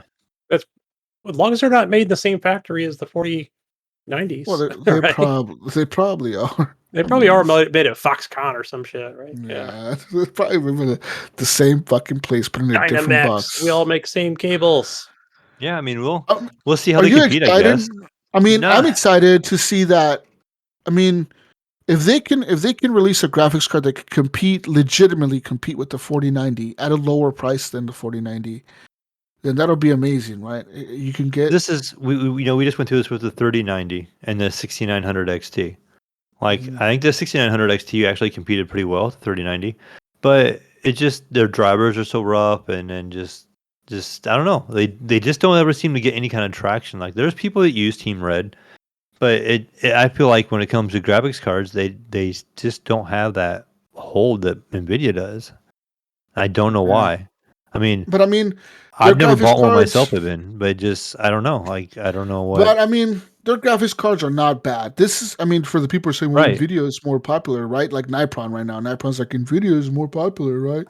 Well, shut up, Nypron, because your Xbox has a stupid AMD card. You're not using Nvidia, are you, Nypron? Yes, I am. Okay, I thought you were AMD. Never mind. Yeah, no. See how much I was he's paying over there. attention. He's over there talking shit to me right now. Well, Nvidia is better. Shut up, Mayo. Shut up, Mayo. Okay, your Xbox has an AMD in it too, man, and your PS5s and your all your consoles have AMD. That's all they have. Right. Probably even your TV. No, that doesn't. That has Nvidia. but yes, like I'm excited it's interesting, to see. and obviously we want to see the competition that can help I mean, drive dude, prices down I in a hope way. so. You know what I mean? This is But terrible. and it can relieve. Hey, one more person buying an AMD card is one less Nvidia card that's being sold, and maybe I can get my hands on one. Yeah. No. At a reasonable price. No, nothing's reasonable these days. Yeah, I'm kind of. I don't want to switch to something I don't know. Like if Jesus has an AMD or Mayo has AMD cards, and then they say, "Oh, it's run really great on the computer," then yeah, I'll switch over. But just it's an unknown territory for me. Yeah, to I mean switch over. it's all the same way it kind of works, I guess. But my son had one on one of his old computers, and it just the driver setup and then the way they kind of work their stuff. Like we had GeForce experience, and that's pretty good. I mean, you start to go into a software that's not as good as like GeForce experience. It's you can tell, like you can just feel the difference in the quality and how good stuff is. And the driver update process is a lot more complicated than it is like an NVIDIA. NVIDIA just seems to have simplified things better and made it so much better. Like the user experience seems better. Yeah. But if you want to tinker and you don't mind as much, PC Wars. You can go right to AMD and still do it and have a good time. But I feel like NVIDIA is more user friendly. Mm-hmm. Yeah, I like that GeForce. I mean, of course, I've always just had NVIDIA products. I guess. What was you gonna say, Jesus? I know Brink has gone from AMD to NVIDIA because I know he went from AMD or he went from NVIDIA to AMD and then back to NVIDIA. No, he went from AMD to NVIDIA and then back to AMD and then back to NVIDIA. He did it like 5 times. Well, it's Brink. I kid you not. Brink, right? He did it like 6 times. I shit you not. Like he switched his graphics card like that. We were talking the other day in the chat, me, him, and Iams. And it's funny because since then, Iams has upgraded his PC recently. Iams recently got like Iams got a 3090 recently. Yeah. And he upgraded his Intel chip to like the i9 or like a new i7 or whatever. Or the new Ryzen. I think he got the new Ryzen AMD chip. Because we all use Ryzen as our CPUs, but we use NVIDIA as our GPUs. But Brink, we're talking about how much the hardware costs, right? And I was like, yeah, you guys, you motherfuckers, I've had the same PC for like 2 years now, right? Like I've only done one major upgrade to my PC where I kind of rebuilt it once, right? Like I went from my original 1070 Ti and my Ryzen 3 to a Ryzen 7 and my 2080 Super, and that was like I rebuilt everything, right? Like the motherboard, the RAM, pretty much everything got replaced in my PC except for like the hard drives, I think, and the power supply didn't get replaced, but everything else got replaced. Like everything got replaced. And Brink was talking about how many times he's done it, and he's done it like 7 times. He's like, yeah, I've rebuilt my PC like 7 times now. Damn. Yeah. But this I is have parts. mine's getting old. Like mine's like 3 years old now, maybe 4. It was before you rebuilt yours, Jesus. Yeah. So I'm looking at another article here from GPU magazine, and they're saying that the Radeon RX 7900 XTX model can be a $1,500 plus graphics card, like in terms of dollars, $1,500 US dollars plus. And the Radeon RX 7900 XT model, which is like the base model of that, is anywhere between $1,000 to $1,500. And that the Radeon 7800 XT model is going to be anywhere between $600 to $1,000. The 7700 XT $450. They expect the 7600 and the 7500 cards to be around $350 and $250. Now, you guys may think, okay, like $1,500 is a lot of money. I could just go buy an Xbox for $500, right? Yes, you can, but you're going to get. I mean, I'm talking like way more performance out of these cards than you would ever get from an Xbox Series X. But I mean, even considering that, even if you buy like, say, the 7500 card, which is only $250 or whatever, or $300, your performance might still be on par, if not a little bit better than what an Xbox Series X can offer. You know what I mean? Maybe not fully better, but maybe slightly on par, if not just as good, if not a little bit better in certain situations. And you're gonna get a wider range of games. Mhm. That's one thing people that console game tend to forget, that like as PC, once you become a PC gamer, your library of games can increase dramatically. Like in terms of what you can play and what genres of games you can play, it goes to like near endless, right? Like literally, it goes to endless because you can play any type of game, even if it's a new game at lower settings, even, and still play that game and still be enjoyable. You know what I mean?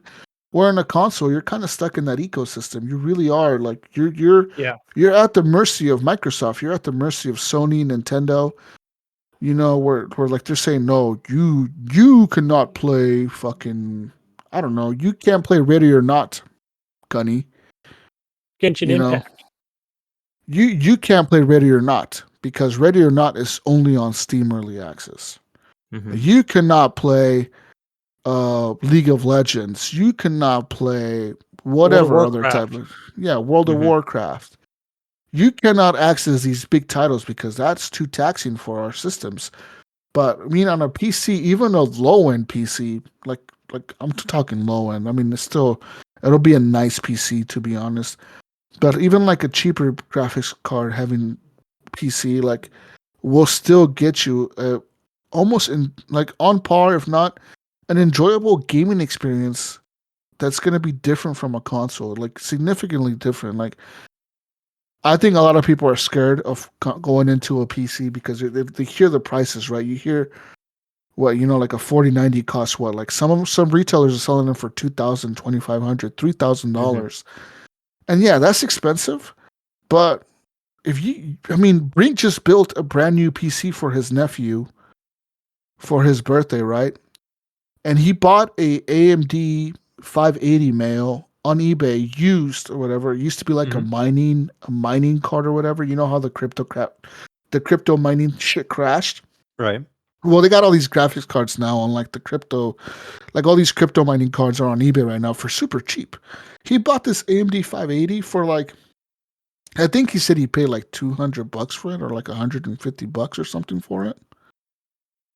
And like, you think about that, $150 or $200 for a graphics card is fucking cheap as shit. You know what I mean? And that graphics card, that thing can do 1080p 60. It can do that, and it will do that in certain games. Now, is it going to do 4K 60 in Modern Warfare 2? Probably not. No, but it'll do 1080p 60. And yeah, you might have to lower some settings and tweak with it a little bit here and there, but you're still going to get an enjoyable experience on a monitor, which, to be honest, most gamers, if not all gamers, use a 1080p monitor. Even like Brink uses a 1080p monitor. Most people I know use a 1080p monitor, if not 1440p, most. Like, it's rare that some people use a 4K monitor. It's very rare. But I mean, some people do. It's just monitors are expensive, and not a lot of people can afford them, so they rather tend to go for cheaper monitors. And yeah, so I think that people just worry too much about the cost. The initial cost is scary, but try it, man. Just fucking build a PC. It'll be worth it in the end, I think. Yeah. Once you get past that initial cost, right, of the box, the case, everything, right, and then everything's a lot more reasonable to buy piece by piece. And if you don't know how to or where to start, like, for real, ask Brink. Brink is a master. I kid you fucking not, guys. Like, even you, Gunny, if you're looking to upgrade your 1070, dude, ask Brink, because Brink will legit find, like, this motherfucker knows, like, all the sites, dude. He goes to, like, eBay. He goes to fucking Reddit. He's, like, part of this Reddit fucking, like, group that, like, all they do in this Reddit is trade GPUs and sell GPUs to each other. That's all these fucking guys do all day long. So you go in there and you're like, I'm looking for a 2080 Super. And they'll be like, oh, I got a 2080 Super for sale. I'll sell it to you for 400. Or what do you have to trade? Oh, I'll trade you my 1070 and this much money for it. Okay, I'll do it. And like, people will do it. You know what I mean? So, you might find a cheap graphics card like that. Cheap upgrades. Ask Brink. Brink has all the hookups, man. Brink, I'm starting your business for you. Yeah, he's got to start building PCs. Yeah, start building PCs, Brink. Go to Facebook store, whatever it's called. And last piece of news that we have is a new study has affirmed that those who define themselves as gamers, Gunny, like yourself, tend to have more extreme thoughts of racism and sexism, Gunny. According to who? Okay. Listen. Where was the study done? Listen, motherfucker, you okay? It's comments like that, Gunny, is what gets us here. Yeah. What do you mean by who? How dare you? Who said that? What doctor? What psychiatrist? How fucking dare you? What do you mean by who? What's their credibility? Right? Even though those things are true, but listen, Gunny, it is possible that being a quote gamer, is used to mask harmful attitudes. The research explores the possible role of fusion identities in the toxic sectors of gaming communities. It is described as, quote, a deep, visceral sense of alignment, end quote, within a group or a cause that strongly permeates the personal life of an individual, that comes to compel people to adopt behaviors in favor of the group, even when it is personally costly to do so. Dr. Rachel Cowart, author of the study, underlined that her findings pertain to the smaller, more toxic part of the gaming community that shows signs of their personal identities being taken over by, quote, gamer culture. She adds that she doesn't think the broader population of gamers is extreme. The fusion of identities is not exclusive to games, as it has been studied in other groups such as the military and competitive athletes. It has also been studied and found related to both pro-social behavior, such as the willingness to help others, and antisocial outcomes, such as hostility and aggressiveness. This research suggests that play spaces can be particularly conducive to the fusion of identities, due to the belief that shared experiences are effective in facilitating it, especially when the experiences are challenging and engaging. The author states that identity fusion occurs when a social identity and an individual identity merge, and you cannot separate those. The way fusion is shown to play out makes them more susceptible to more extreme behavior. She gave the example of a military veteran whose work identity seeps into every aspect of his life, until there isn't much difference between Doug the soldier and Doug the father, who has gone through this identity fusion and is likely to have a, quote, extreme pro-group behavior. He also noted that these extreme cases occur more in competitive games like Call of Duty. I knew it was coming. Than other cooperative games like Minecraft. Behaviors in gamer spaces must be monitored, this researcher says. The research in which these results have been obtained consists of 3 studies, Mayo. Hundreds of people who played video games were surveyed, and their political beliefs in different areas were analyzed.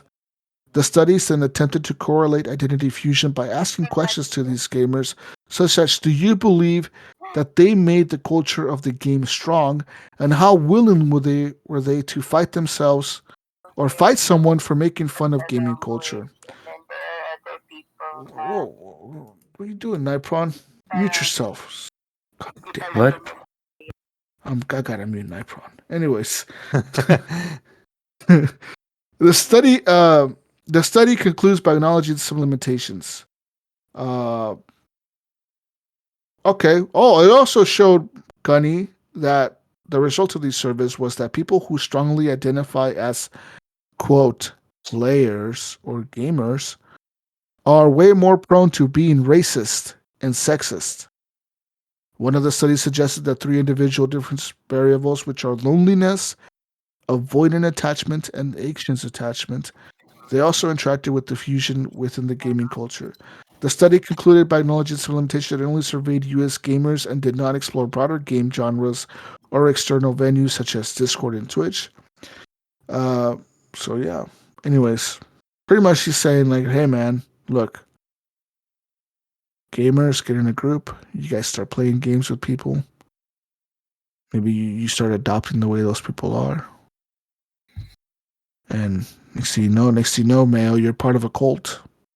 Right. Yeah, like the horrible gamers. Right. Shame on us. Yeah, generalizing for sure, right? I How believe all does the that- PS4 and 5 players, they're the racist ones playing Hell Let Loose, man, and they're trying to get me the Xbot in there because I cross-play with them, and I'm not joining their little cult group where they're toxic and racist and homophobic. I don't want no part of that. I'm going to the PC. That's it.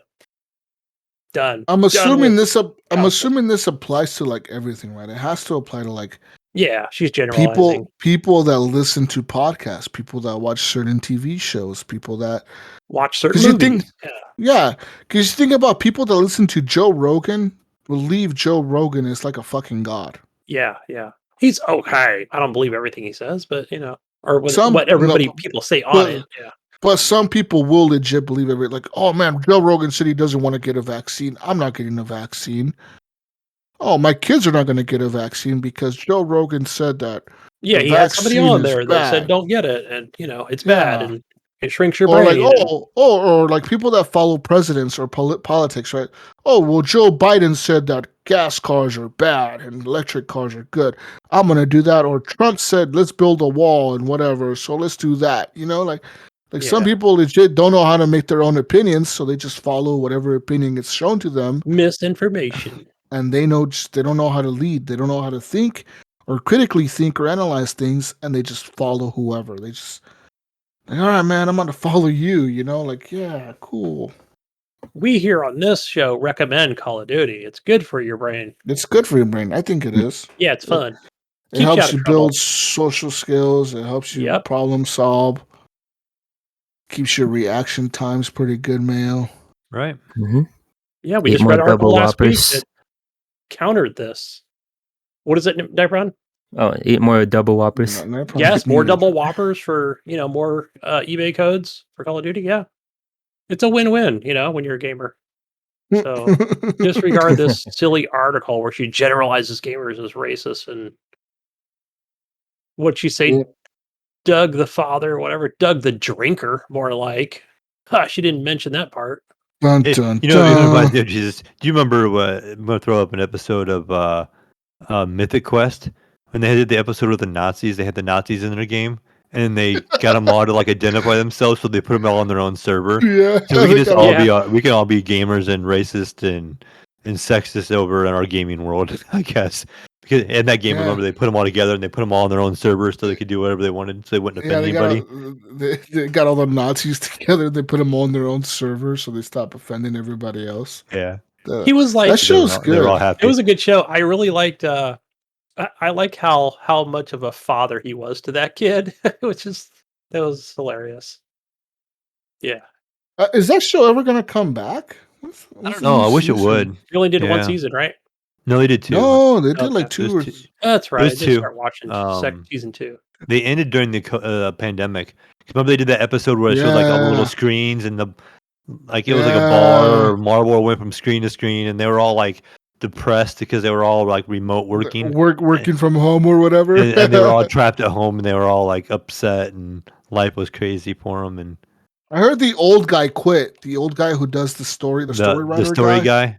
Yeah, I heard he ended up quitting. He's not going to be in season 3.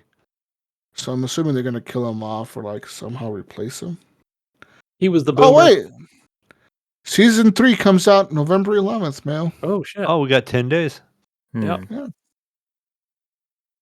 I might have to rewatch that show because I completely kind of forgot what happened.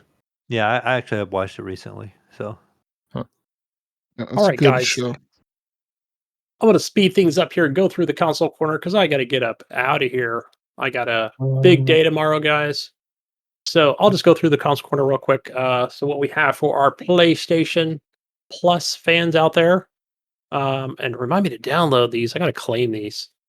So you do get for the beginning week of November. So by the time you hear this show, you will get as a PlayStation Essential or whatever. If you got PlayStation Plus, Neo 2. That's your Soulsborne like game. Let's see what else. Heavenly Bodies. That sounds like something you should probably just download, not play. And Lego Harry Potter Collection. Those are good. I played the first one on Xbox. Really good. And moving over to the Xbox Gold side of things, where you now only get 2 games because Xbox is lame and Phil's raising the price. First one is called Predatorians. This is the HD remaster of another game you don't want to play, but just claim it. It'll be in your library. And Dead End Job. So this is basically where you do dead end jobs like now, except you can do it in a video game. So, but one thing I wanted to mention about the Xbox Gold part of the things, right? Even if you're a Game Pass member or just Gold, you can get those free to play days, which they're kind of buried in there. So the one is I was just playing it was Ghost Runner. So you never know how long those things stay on there. It may have ended today, but check it out anyway. Free play days. There's 3 games on there right now. But Ghost Runner is one of them. So that game looks pretty good. I'll be checking that out tomorrow as well. So and Game Pass. What do we have for our Game Pass sort of things? But I'm just looking over on the PC side of things. But one of the new games added, I saw a famous streamer, not famous, but well off. He was playing a game called Signalis. I don't know, guys. I don't know if this is a game I want to play. It looks very 16-bit, but you do have Signalis and, of course, Gunfire Reborn. So check those games out, especially Gunfire Reborn for sure. Yep. Is that on PC Game Pass? Yeah, that's where I was just looking. So I believe it's on console as well. It's on both. Okay, I'm going to try it on PC then. So I think I played on mouse and keyboard I played. So I did play that on the PC. So I always trade off console, PC, seeing how, especially now, the one good thing about Xbox is with this Game Pass is they are putting them on both, right? So, unless it's like some kind of like Total War 3 or something, right? So, of course, it's only going to be on PC. But there was an update to that, by the way. So I don't think it was Total War, but they were talking about taking some of these games, Jesus, and trying to move them over to the console. I can't remember the game exactly, but we're talking about a radio wheel and how well that's going to translate to console. But I can't see people playing that myself, or a few, right? Maybe a few hundred, maybe 1,000 people, but I don't know if it would be worth it. So, but they're going to try it. So. See how that goes on the console wars side of things with these games. So like an RTS. But moving on over to the Epic Store, you can now claim a game called Saturnalia. Don't know what that is. And you do get a great game called Warhammer 40,000 Mechanicus. So I'm not sure if the Mechanicus is the turn-based strategy, but there's a few out there. There's so many of those games. I know. Especially a lot of Warhammer games. So yeah, claim those guys. That one's pretty good. So I probably own it on Steam, but I'm gonna go ahead and I've already claimed them. And yeah, that's it for your free games in your console corner and your PC launchers. So do we have some community questions here, Mayo? Yeah, Are these they're new? they're in the notes. First community Oh. question we have is from Normie Late, and she wants to know your favorite game where you can apply cheats. She says hers is Twisted Metal 2. Oh yeah, dude! Twisted Metal cheats were the shit.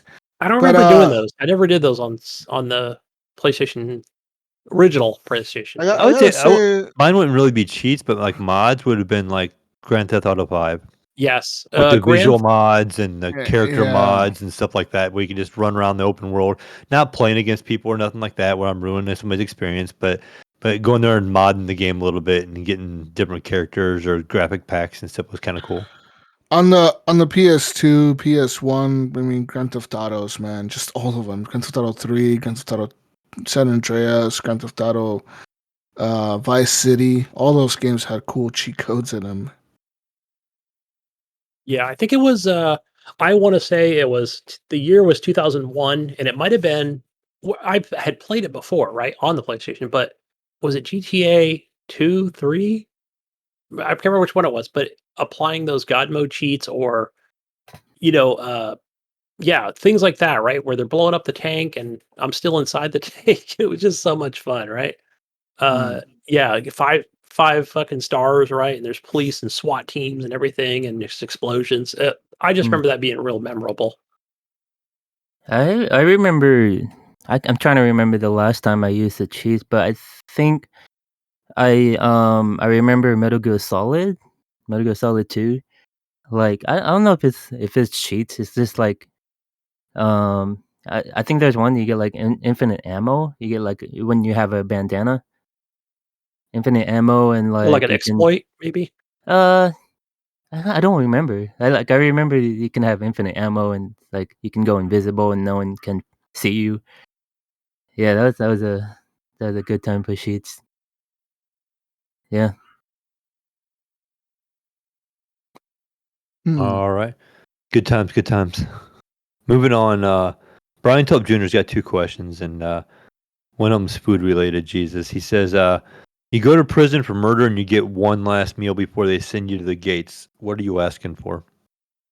Okay, I'm asking for 2 tacos de carne asada, some mole, some rice and beans. I'm also asking for eggs Benedict. I'm also asking for a steak on the side.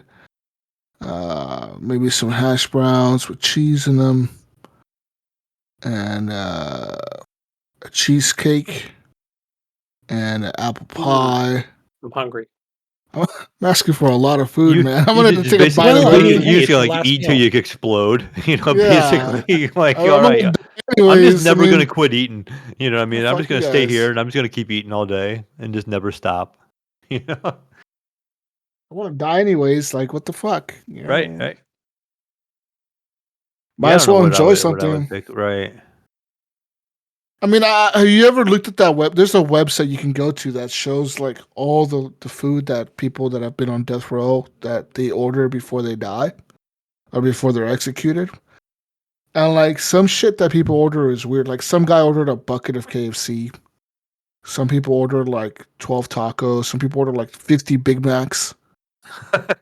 See? Yeah, like some guy And ordered a lobster. I Some know guy Call of ordered Duty code came steak. with it. Right. I was gonna say he getting a whole bunch of Burger King and getting a bunch of codes, sending them out to friends. I mean, All right, guys, I'm going out in style. Here's all the codes. I just got 800 Big Mac or Whoppers. There was a uh, article recently where in whatever states still allow uh, public execution or whatever it's called, right? The death, penalty. But apparently, I guess he ordered like a bunch of food, and so then he said, "No, I'm not hungry," and that was it. That the food just sat there, and he died. Yeah, but he ordered it. So yeah, he's like, "I got it, got all my food, but I'm not so hungry. okay, look Let's at get this over with." there's a guy in Arizona that was executed in 2014. Okay, the two more recent ones didn't have any last meal requests, but this guy did. Okay, so this guy, him and his 29-year-old ex girlfriend, had been involved in their what is it? A turbulent relationship for 5 years, which has been marred by numerous breakups.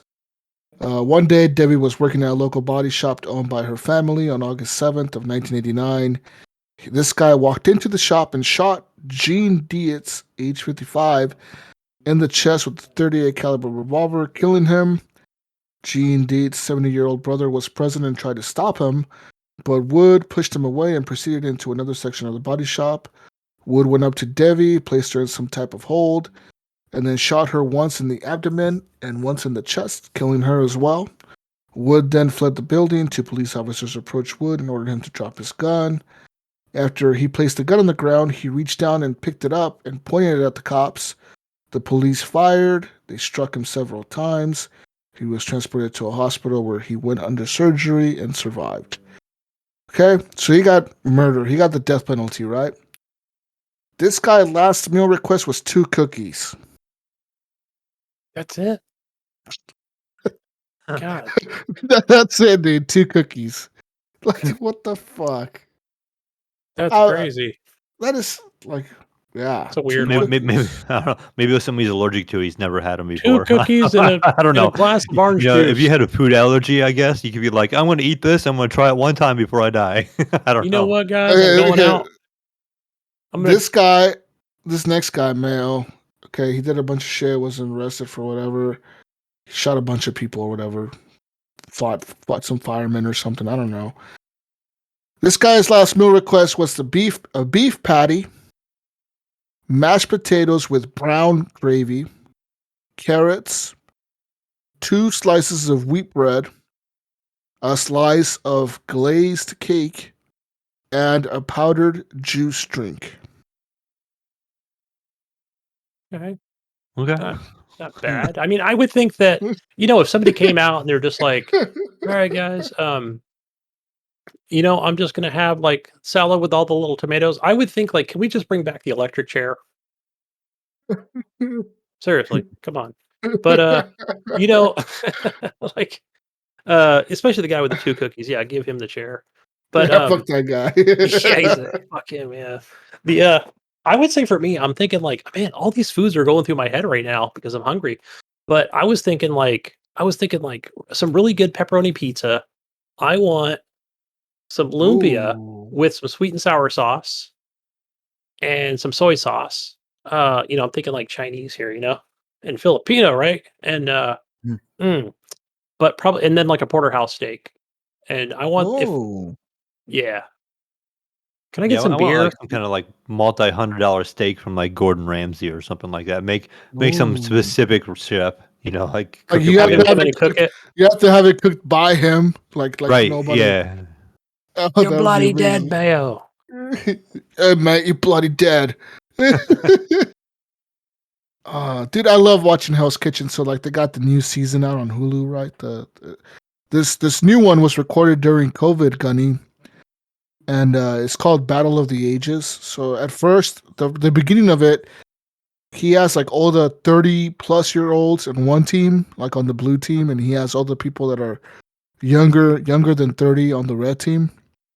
And he has them against each other, right? Like cooking or whatever, and the challenges and all that. But then later on, he splits them to like the males and the females and the males or whatever. But man, I love watching Hell's Kitchen when I'm eating food. Yeah, it's good. It's something about it, bro. Like I'll be sitting there eating. I'll be sitting there judging. I'll be judging the fuck out of those cooks. Like, you dumbass. You fucked up those potatoes, you stupid ass. Like knowing damn well that I could never do what those fuckers are doing on the show. Like, I can't believe you fucked up the beef Wellington again, you stupid dipshit. Like, your shit sandwich. Yeah, right. These guys are in there fucking cooking all these meals. You know the crazy part about that show that I never knew, that I just found out recently? That show, when you go on that show, Gunny, the show is filmed in 18 days. The whole season is filmed in 18 days. So that means every night they are legit cooking, like almost every night at the restaurant, Hell's Kitchen. Like you're doing it every fucking day. Like you're in there getting yelled at every fucking day.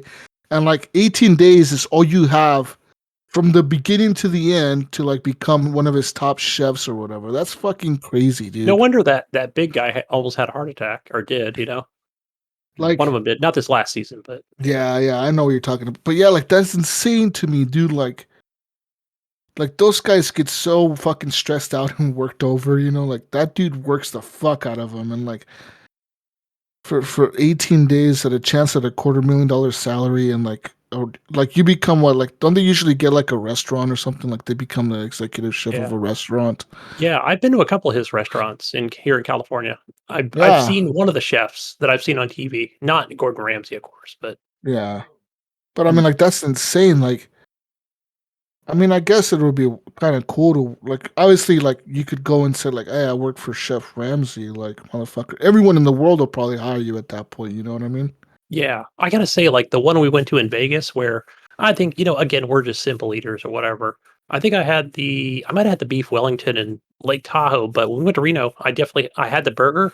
It was more because not different themed restaurants, but it was more of a burger joint kind of thing. I don't know. Different styles. Different style, right? So, and I gotta say, like, even my kid, we still agree to this day, it was like one of the best, like, perfect burgers. Yeah, I enjoyed that. I tried that burger in Vegas. It's really good. Yeah. It wasn't And that it long of was a wait, right? I yeah, mean, and it wasn't too pricey. Like, it was yeah, like just right. yeah. That What was was a the cool part. price of it? It was like for like a burger, like $10, $13. Because I know Yeah, that had a couple beers, and the bill wasn't that expensive. I know that the people, like, as I looked up, like, how do you get on the show or whatever? Like the people that eat at the show, like during the filming of the season, like those people get invited to the show. Like you have to sign up, and then like you don't get to pick what day you go. Like they just tell you, like, hey, okay, we're gonna film this day, this day, this day. We have an opening on this day, and you're like your reservation is this night at this time. Oh, So they don't get to pick. They just have to go and show up. huh. Yeah. Anyways, last question. Anyways, moving on. We got one more from Brian, and he says, "What's something that's illegal that you think should be made legal?" Weed. Weed's not legal in Oregon yet. But I mean, like across the country. Oh, And I say okay. it's not here. Prostitution. Whoa. Yeah, I'm talking serious. Like, okay, listen. No, I'm being serious right now. If I, as a person, like as a grown adult, right, want to sell myself for sex or whatever to somebody, why can you do it? Like legally, you know what I mean? Like without getting in trouble. Like I know there's some people that do it, whatever, Why can't people why can't people do that? It's your fucking body. People say my body, my choice. Like, okay, then give people their fucking choice. Why not, Mayo? There's fucking strippers I don't know. that show their bodies for money. There's I don't know. porn stars that do it, they shoot porn videos or whatever, like legally shoot porn videos and make money off of that. Isn't that the same thing almost? You know I what I don't know. mean? Maybe there's like human trafficking involved. Well, that part, okay, I understand. That could be a part. dark side of it, though. But if it was, but I mean, if it was just like a normal, like, okay, anyone could do it, like person to person, you could just like be like, I fucking sell my body for $50 for 20 minutes. I don't know, whatever the fuck. Like, why can that be legal? I mean, if porn is legal, you can legit go to like a porn place and like, I don't know, have sex with like 50 people or whatever, and shoot a fucking video, and that's fine. But some girl or some guy that don't, whatever the fuck, they don't have the money and they want to make quick buck and they want to sell their body or whatever, why can't they fucking do it? Now I understand, like you just brought up, Nypron, there is a lot of like fucking shit. Like human trafficking and shit is pretty bad, and underage shit is obviously fucked. But like, I'm talking like legal age adults, consenting adults between each other. You know what I mean? Like, what's the difference? Yeah. Yeah. Also, like weed, man. Weed should be legal in every fucking state. I don't know. There's some fucking states that are super legal. Like, fuck that, dude. Like, I mean, Canada did it. I might as well do it here, dude. You might as well mail. Yep, not here in Ohio yet. It's not legal there? No. It is in Michigan. So, like, if you're driving down the road and you have, like, an ounce of weed, can you go to jail mail? I believe so. How long do you go to jail for? I have no idea. What? You know, like, that's the legal amount here in Oregon is an ounce of weed.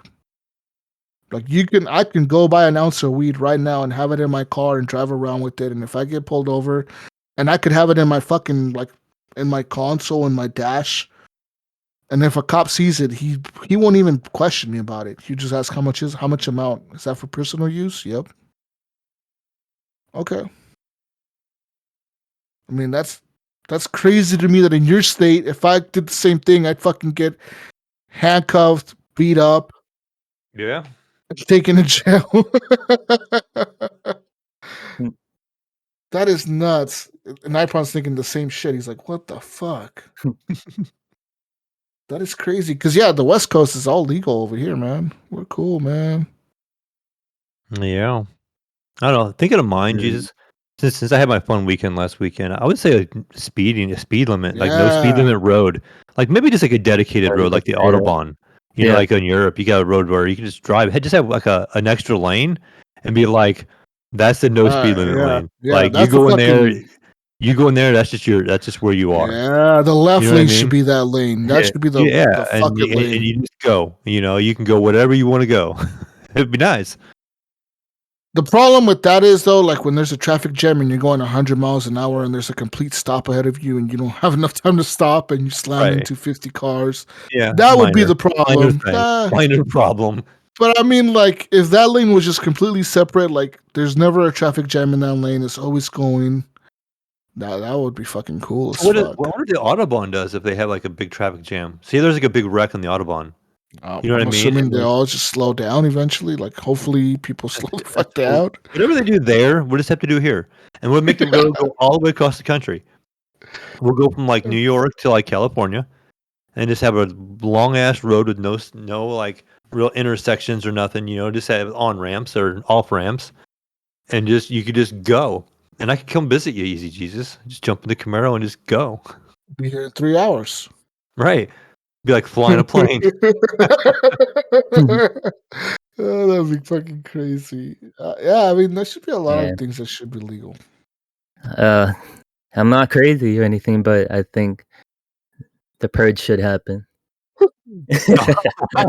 Oh my god! I thought, you were giving me shit for prostitution. You're over here wanting the purge to happen.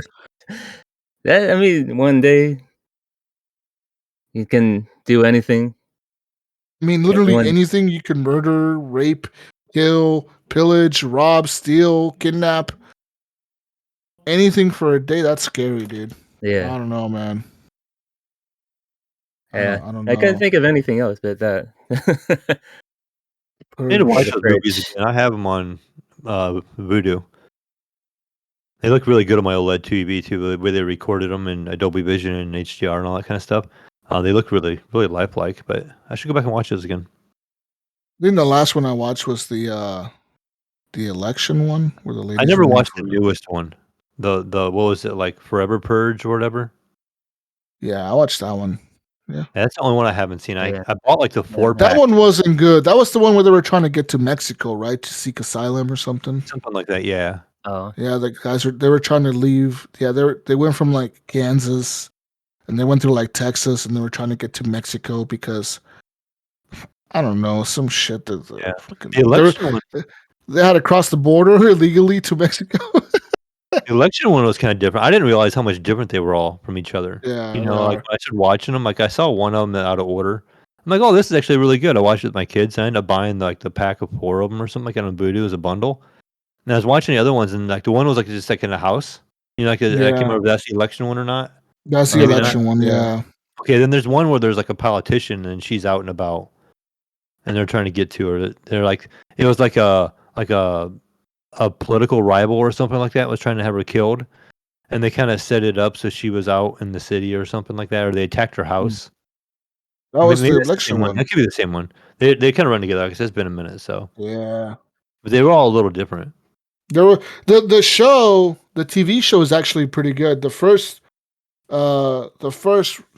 season was kind of cool. It was about this brother and this sister that were kind of out on the purge, and the second one was about this like.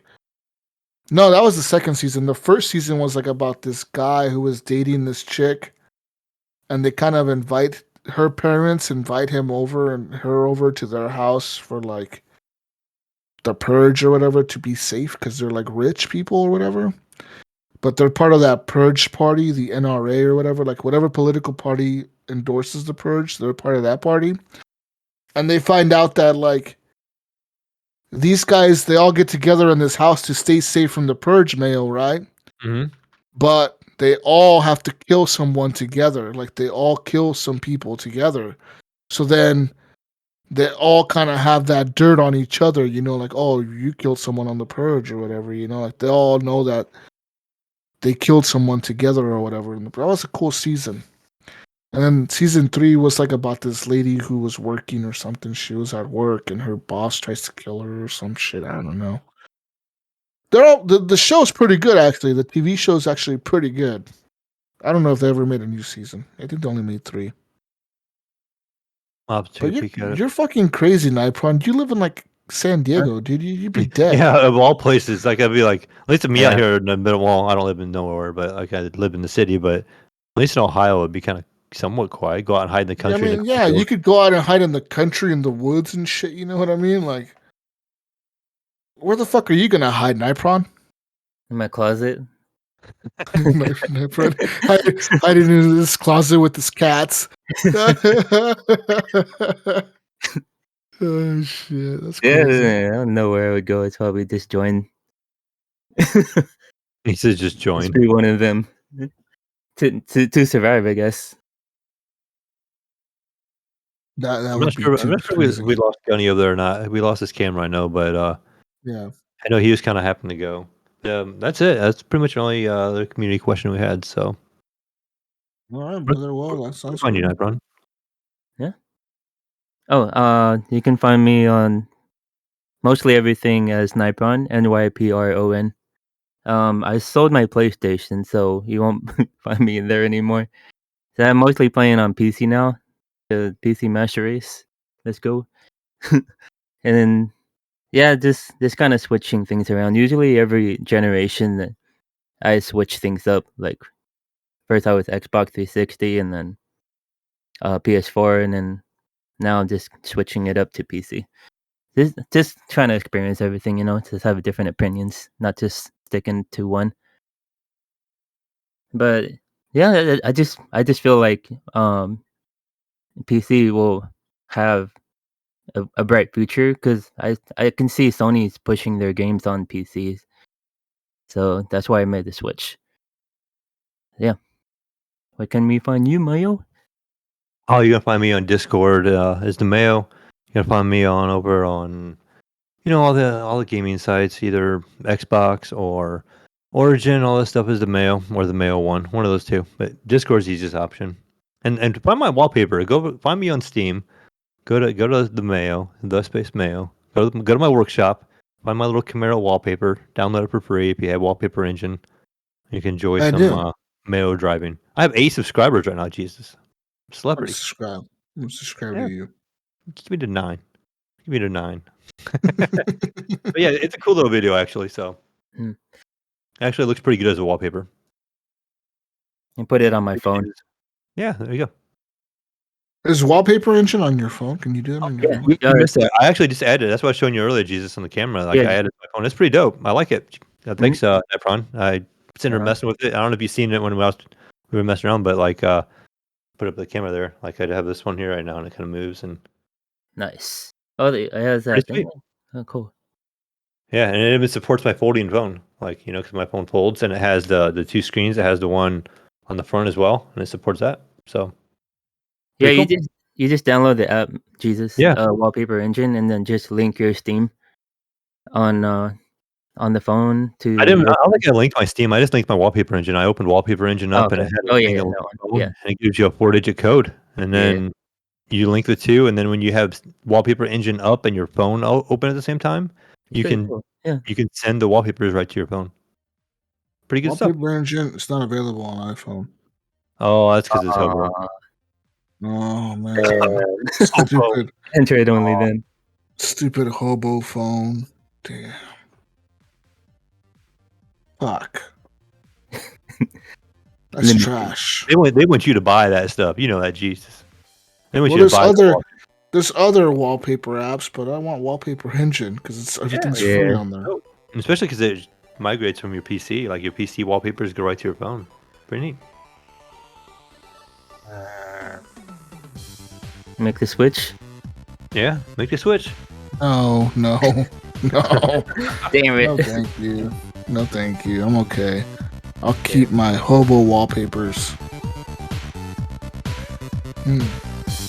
Anyways, find Gunny on everything that's GunnyCheif. Find me on everything that's Jesus Rocks a lot. And I'm out of here. I'm play some more Call of Duty. Nice. I need a Call of Duty patch.